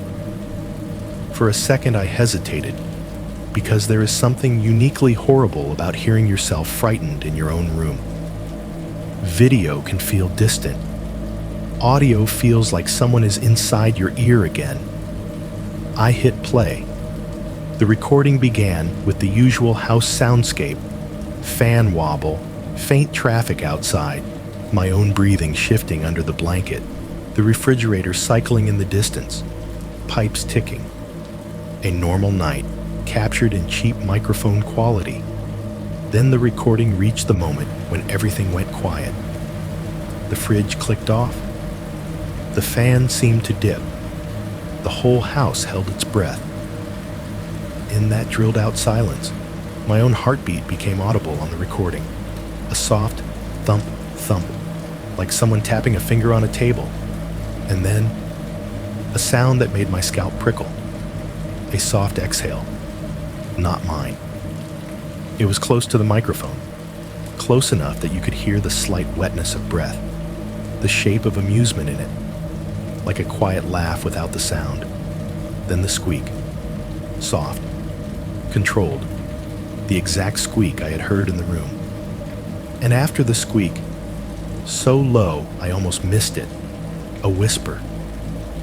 The words were not clear. The microphone struggled to catch them. It sounded like air pushed through teeth, like someone talking with their mouth barely open. I replayed that second 3 times, turning the volume up until the speaker crackled. Most of it was still indistinct, but one word broke through, clean enough to make my stomach flip. Mine. I sat down hard on the edge of my bed, the phone shaking in my hands, because the whisper did not sound like a kid playing a prank. It did not sound like someone trying to scare me for fun. It sounded calm, certain, possessive, like a person naming a thing they owned. Mine. I looked at the backpack hanging on the hook. I looked at the glowing fingerprints on its lining. I looked at the marked squeaker in my palm, still dusted with powder that now felt less like a trap and more like a ritual. And I finally understood what the game was really about. It was not trying to be seen. It was trying to be heard. It did not care about leaving muddy footprints or breaking windows. It did not care about cameras. It did not care about my proof unless my proof made me pay attention. It could enter the one place I thought was safe without making the kinds of mess that would convince an adult. It could touch my things from the inside. It could corrupt the moment the cameras mattered. And it could breathe close to my ear in a room full of recording devices and still leave me with nothing solid enough to show someone who wanted a normal explanation. Except sound. Except a squeak. Except a whisper that sounded like a claim. Mine. I sat there in the dimness with the recording paused on that breath, knowing the trap had answered my question in the most brutal way possible. Whatever this was, it was not trying to hide from me. It was trying to teach me that it did not need to. I did what Ray told me to do. Not right away, not bravely, not with some clean moment where I stood up, returned the squeaker to the ditch, and watched the sky clear like it was a lesson learned. I did it the way most people do hard things. Messy, late, with my hands shaking. I went out there on a hot afternoon when the sun was high enough to make the woods look harmless, and I stood at the edge of that ditch with my heart pounding like I was about to step into traffic.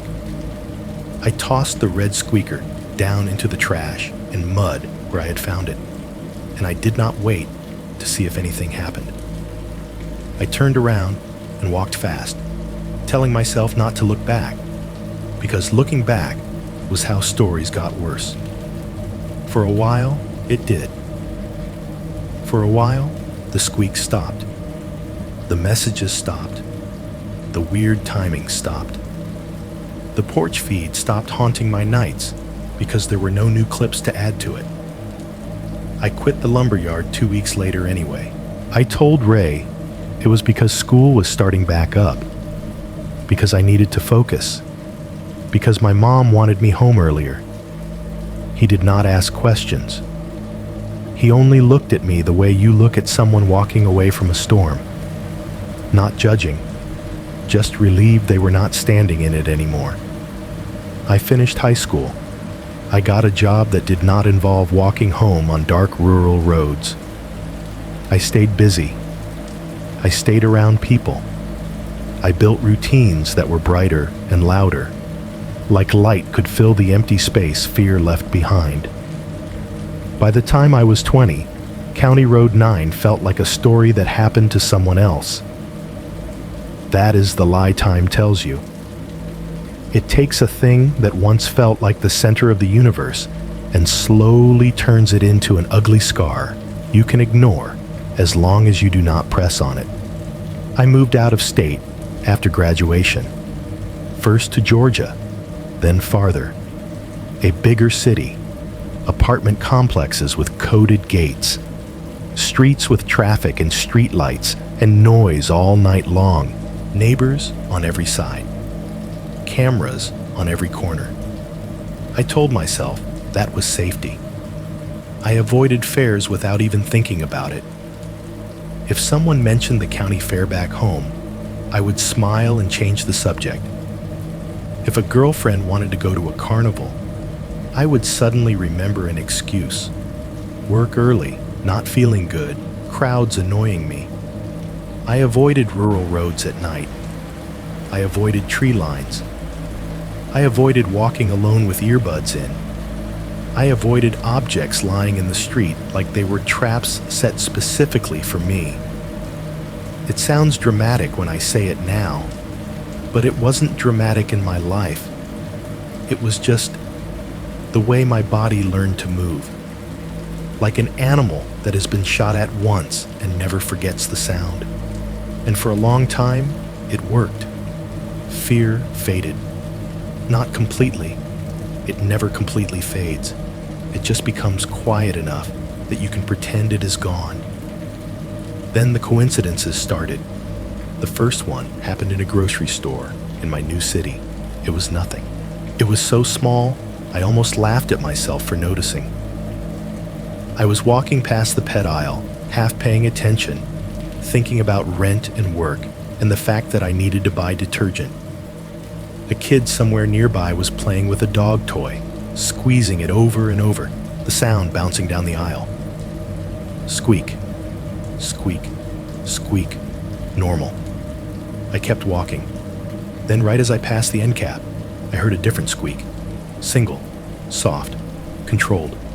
Not the kid's rhythm, not a random squeeze. One careful test, like someone checking if the sound still worked. My body reacted before my mind did. My shoulders tightened. My heart punched once. I stopped walking without meaning to, staring at the shelves of chew toys like one of them had spoken my name.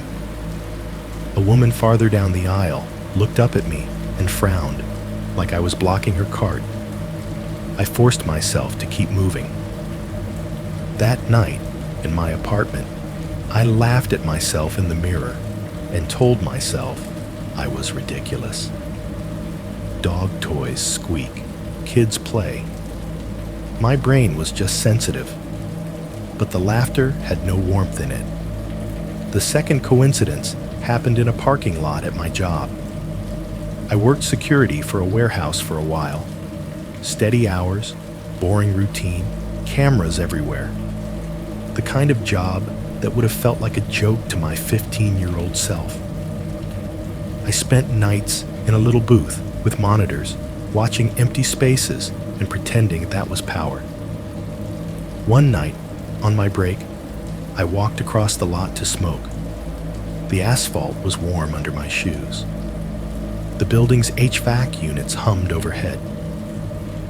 A distant semi hissed as it backed into a dock, the beep, beep, beep echoing off concrete like a memory I did not want.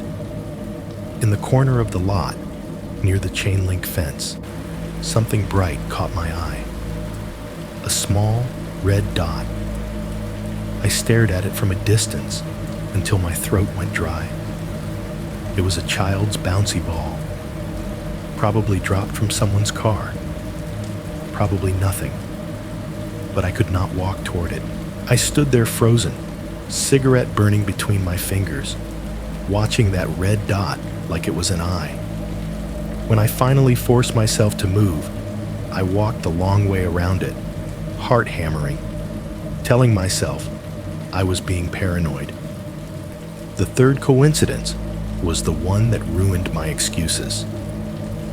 It happened at work again, months later, when I was alone in the security booth and the night was quiet enough that you could hear the building breathe. The monitors showed the usual angles: dock doors, parking lot, hallway, break room.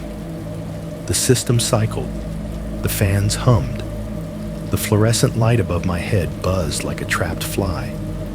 I leaned back in my chair and watched the screens with half-lidded eyes, letting boredom sink in. Then one monitor glitched. Not a normal glitch. Not the brief flicker you get when a camera loses focus. The image broke into blocky squares. Digital noise, pulsing, shifting, just like the corrupted patches in my bedroom recordings years before. I sat up straight. The glitch lasted maybe 5 seconds. Then the picture snapped back to normal. But in those 5 seconds, right at the edge of the frame, I saw something that made my stomach drop into my shoes. A pale smudge of a face under a yard light, and a hand lifting something small and red toward the camera. My whole body went cold. I leaned forward so hard my chair creaked. I rewound the feed. I replayed it frame by frame. Nothing. Just empty lot. Just fence. Just the clean, normal night. The system's timestamp marched forward, like it had never shown anything strange at all. I sat back slowly, staring at the screen until my eyes burned. That was the moment I understood what I had been refusing to admit for years. I had moved states. I had changed jobs. I had built an adult life full of light and noise and cameras, and the fear still knew how to find me. Not loudly, not dramatically, but in little controlled reminders that felt less like coincidences and more like taps on the glass. Like something saying, from the edge of my life, from the dark place just beyond the bright circle, I remember you. I remember the way you listened. And if you think you left it behind, you do not understand the rule that mattered most. I left. It did not. I bought the doorbell camera the way people buy locks after they have already been broken into. Not because something was happening every night, because the absence of something happening never felt like proof anymore. I lived in a second-floor apartment in a building that always sounded half awake. Hallway doors opening and closing. Footsteps on the stairs. Someone's TV bleeding through the wall in muffled bursts. The elevator motor groaning like it hated its job. The HVAC system cycling on and off with that deep mechanical sigh that made the whole place feel like a single organism breathing. Normal city noise. I told myself it was what I wanted. People, lights, cameras, a world that did not go silent the way the woods did. Still, I installed the doorbell cam. The building already had cameras in the lobby, but those belonged to management, which meant they belonged to no one when you actually needed them. I wanted my own view, my own feed, my own proof. The doorbell cam went on the frame beside my apartment door, angled down the hallway. It showed the opposite wall, the stairwell door, and a slice of the corridor leading to the elevator. It was not a dramatic view, just beige paint, cheap carpet, and that industrial hallway lighting that made everything look tired. The first few nights after I installed it, I checked the app constantly, like a kid with a new toy. Motion alerts came in for harmless things: a neighbor carrying groceries, a package left by the door, someone walking a dog with little nails clicking on the floor. It was comforting in a boring way. My phone would buzz, and I could say, "That's what it is. That's who it is." I slept a little better. Then on a Tuesday night in late fall, the building did the thing every building does, the thing I had learned to fear more than darkness. It held its breath. I was half asleep on my couch with a blanket pulled up to my chest. The TV paused on some streaming menu that had dimmed into a soft glow. The only other light was the blue LED from my router and the thin line under my front door where the hallway light leaked in. The apartment noise was steady at first, the refrigerator humming in the kitchen, the HVAC pushing air through the vents with a low hiss. Somewhere in the hallway, faint footsteps, the distant elevator clunking into place. Then the noises began to peel away, one by one, like someone lowering the volume in a room. The HVAC cut off. The elevator fell silent. The hallway footsteps stopped. A second later, the refrigerator compressor clicked off with that tiny final tick, and suddenly the whole apartment was wrapped in a clean, unnatural hush. That 1 second, that perfect, drilled-out silence. My eyes opened, not fully, not in a panicked jolt, just open, like my body recognized the pattern before my mind did. My heart tightened once, hard. In that quiet, I heard it, squeak, soft, controlled, close, not from outside the building, not from the street, not from some far neighbor's apartment where a kid might be playing. It sounded like it came from the hallway just beyond my door, like someone had tested a rubber squeaker against the wall and then stopped listening. My mouth went dry.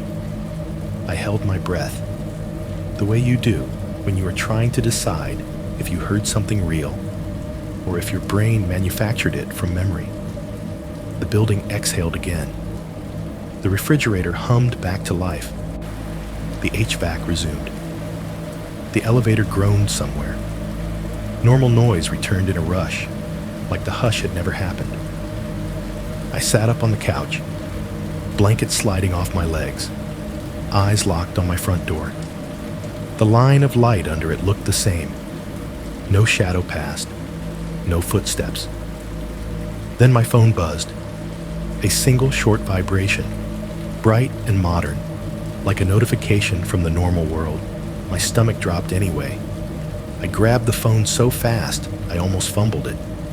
The screen lit up, and the doorbell cam app notification sat there in plain text.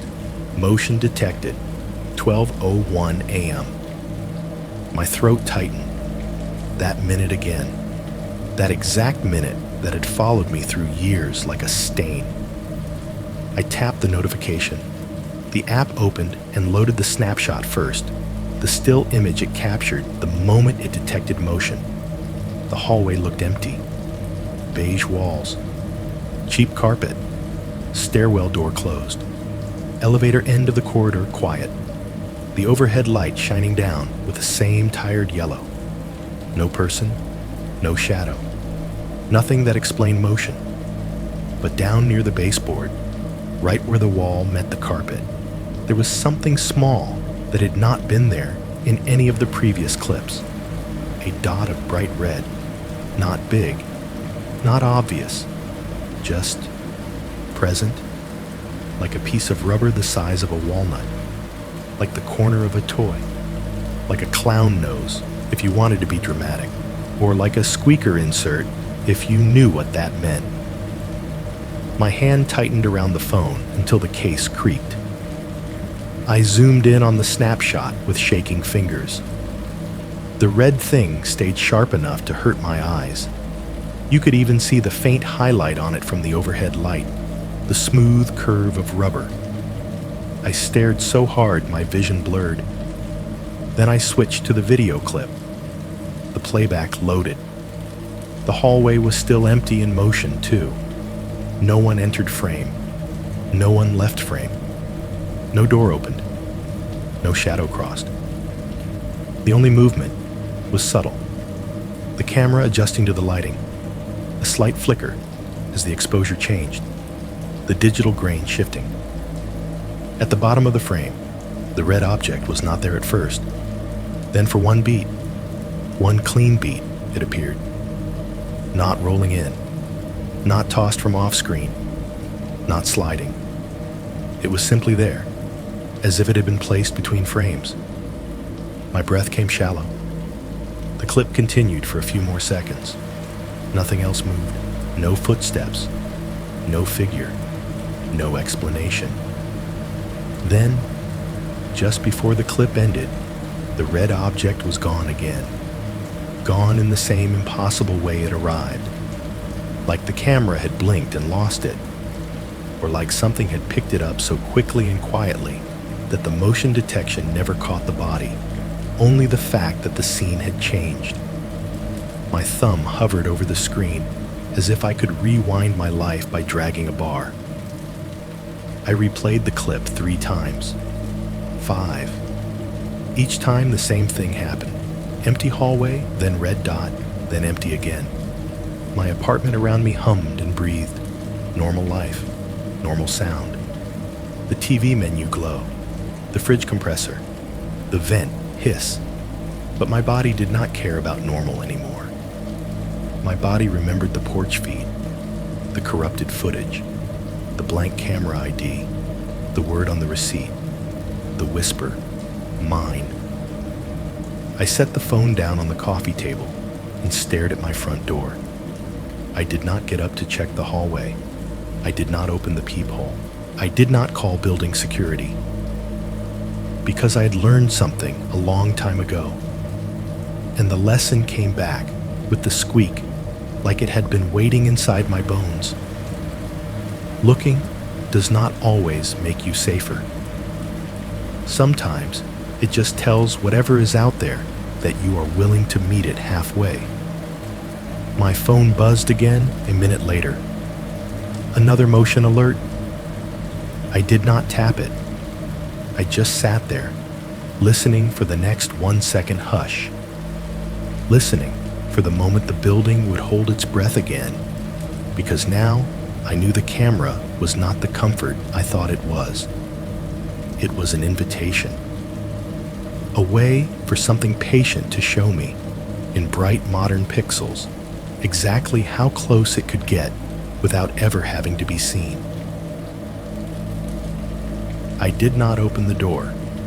That is the part I want to make clear, because people always assume the worst decision happens at the end of a story. They assume the narrator does the dumb thing, steps into the hallway, calls out, checks the peephole, goes looking for proof, like proof is worth more than breathing. I did not.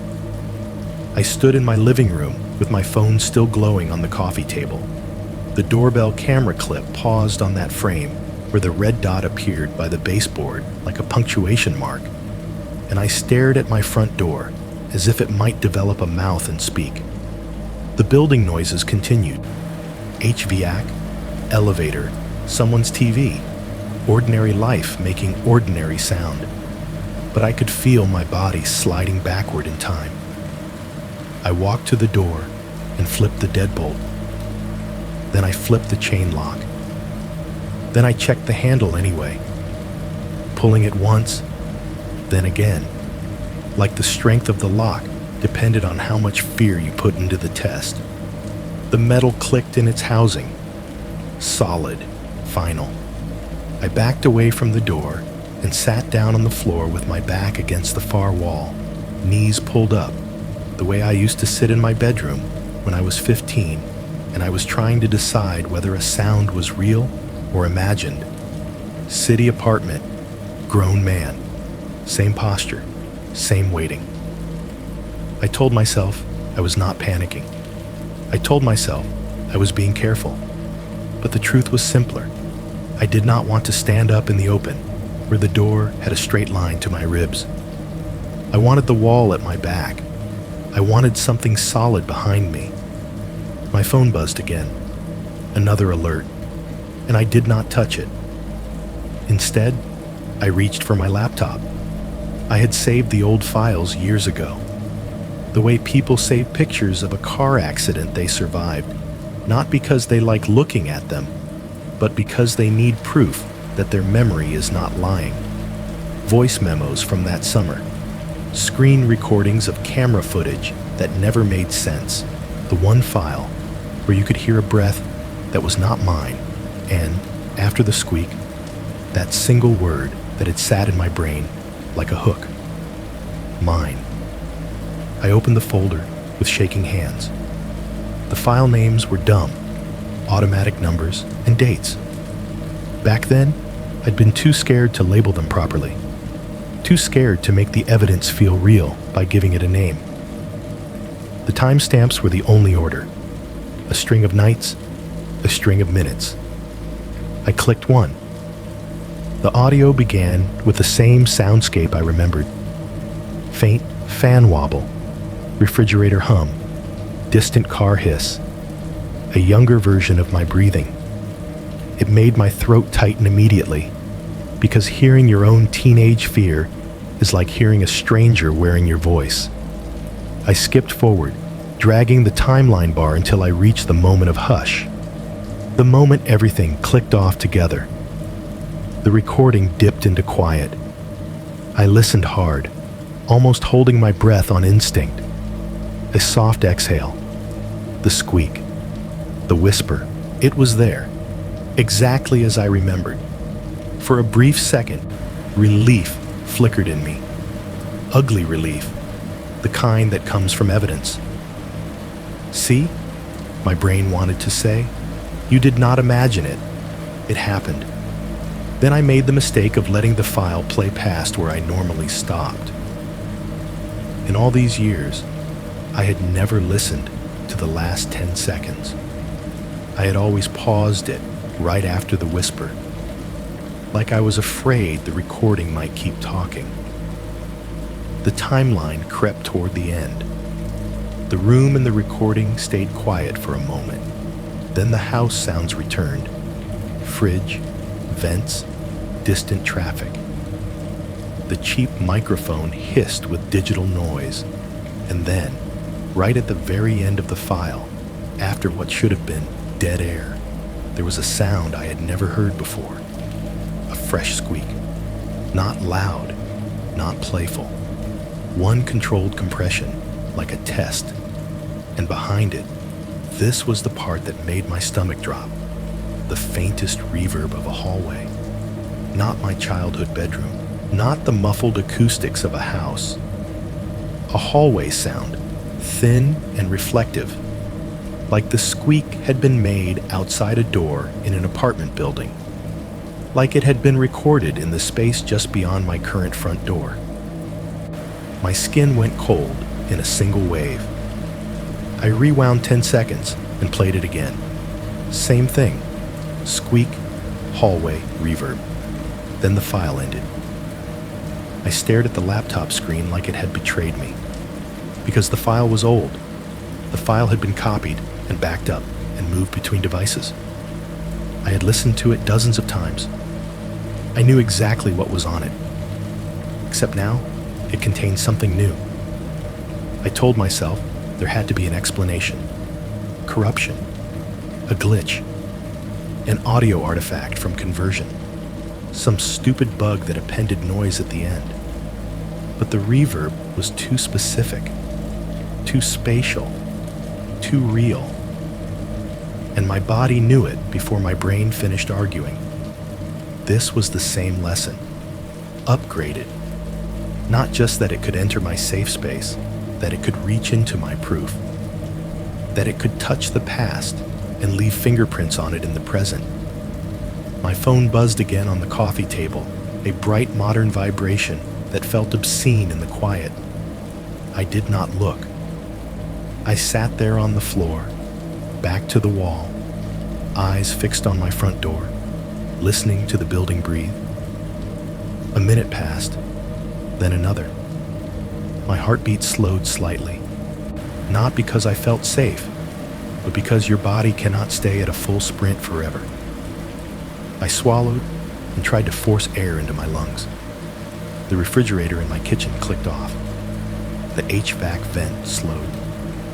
The building noises outside thinned. That 1 second hush approached like a familiar wave. I did not want it. I did not invite it. But it came anyway, the same way it always did. Silence. And in that silence, from somewhere inside my apartment, close enough that my skin reacted before my brain could locate it, I heard it. A tiny rubber compression, a soft, deliberate squeak, not dramatic, not loud, just enough to prove that whatever had been outside my door did not need the hallway at all. It was already here, and it was still playing. If you are listening to this in bed, you probably have a sound you do not notice anymore. An air conditioner breathing through a vent. A ceiling fan turning with that soft wobble you only hear when the room gets quiet enough. The low hum of a refrigerator cycling in the kitchen like a distant engine that never quite shuts off. If you are on a couch, maybe the TV is paused on a menu screen, casting a thin blue glow across the room. Maybe the building around you makes little settling noises, the way apartments always do, like the walls are stretching after a long day. Maybe you can hear neighbors through the floor, or the faint whine of an elevator, or somebody's laughter muffled by drywall. If you are in a parked car, you already know what I mean about machines that sound alive. The heater clicking, the engine ticking as it cools, the faint hiss of air through the vents even when you turn everything down. Maybe your phone is connected to Bluetooth. Maybe the dash lights make your hands look pale. Maybe the world outside the windshield is dark enough that you can see your own reflection staring back. Wherever you are, there is a soundtrack to your life that your brain has learned to treat like nothing. That is the problem. People think horror is a face, a knife, a costume, a clown stepping out of the tree line with a painted smile and a weapon in his hand. People think the fear is in the visual because visual fear is easy to explain, easy to point at, easy to file in your head as threat. That is not what happened to me. And I'm not telling you this so you panic. I am not telling you to move to a different state, or to stop walking at night, or to buy a doorbell camera, or to sleep with a bat by the bed, or to arm yourself like you are living in a war movie. If you are waiting for that kind of advice, you are going to be disappointed. Because the worst part of this is that I did everything people recommend. I changed routes. I stayed in the light. I went to adults. I installed cameras. I saved receipts. I tried to trap it with proof and logic like you trap an animal. And none of that mattered in the way you want it to matter. Here is what I learned, and I hate how simple it is. Some things do not need a face. Some things do not need to kick your door in, or grab you in the woods, or leave bloody footprints across your carpet. They do not need drama. They do not need to announce themselves like a villain. They only need 3 ingredients: a sound, a system, and a routine you cannot stop living inside. The sound in my case was stupid. A rubber squeak. The kind you hear from a dog toy in a pet aisle. The kind a kid squeezes at a fair to annoy their parents. The kind of noise your brain normally files under harmless. That is why it works. Because a squeak does not feel like a threat until it happens in the wrong place, at the wrong time, with the wrong silence wrapped around it. The system is what made it stick. Cameras, recordings, receipts, timelines. Everything modern life uses to prove what happened. Everything people lean on when they say, if it was real, there would be evidence. In my life, the evidence did not prove safety. The evidence became the pathway. A security monitor in a break room showing a porch it had no business seeing. A file that rewrote itself years later. A clip that corrupted itself at the exact second it mattered and left me with nothing but sound. A doorbell cam that detected motion in an empty hallway and showed me a small, red thing appearing and disappearing like a joke with no punchline. It felt like being hunted by the idea of documentation. Like something had learned that if it could get into your records, it could live longer than your fear, longer than your certainty, longer than your ability to say, that is over. And the routine is the part you do not see coming, your route home. The minute you check your phone at night, the way you hang your keys, the way the refrigerator cycles, the way your building holds its breath for one clean second when every machine rests at once. People think routine is safety because routine is predictable. But if something is patient, routine is not safety. Routine is a schedule. I wish I could tell you there was a moment where I won. I wish I could tell you that returning the object fixed it permanently, that I outsmarted whoever was pranking me, that the clown in my story was just some sick kid in a costume, and it ended the day the police finally took it seriously. That would be neat. That would be a story people like. My story is uglier. My story is that I left, and it did not. Not in a way you can prove to someone who wants a clean explanation. Not in a way you can hold up as a single dramatic event. It came back in small, controlled reminders. One squeak in a store aisle that did not match the rhythm of the kid's toy. A red dot in a parking lot that made my stomach drop. A camera glitch that felt too familiar. A doorbell, cam snapshot with something bright and wrong sitting against a hallway wall. If this was a person, they were the most patient person I have ever met. If this was not a person, then it was something worse. Something that did not require strength or speed, only access. Access to your attention. Access to your systems. Access to the moment you stop hearing your own house because you are so used to it. That is why I am telling you this now, like a confession. Not because I think you are next. Not because I want to spread panic. Not because I want you to live scared. Because I know what it feels like to be alone with a sound you cannot explain. And I know what it feels like when every adult around you tries to flatten it into something harmless so they can keep sleeping. I am giving you one thing I did not have when I was 15. A way to name the moment. Tonight, or sometime soon, you are going to experience the 1-second hush. It might happen when your AC cycles off at the same time your fridge compressor clicks off and the hallway noise dips. It might happen when your car fan stops for a breath between settings. It might happen when the whole building pauses like it is listening.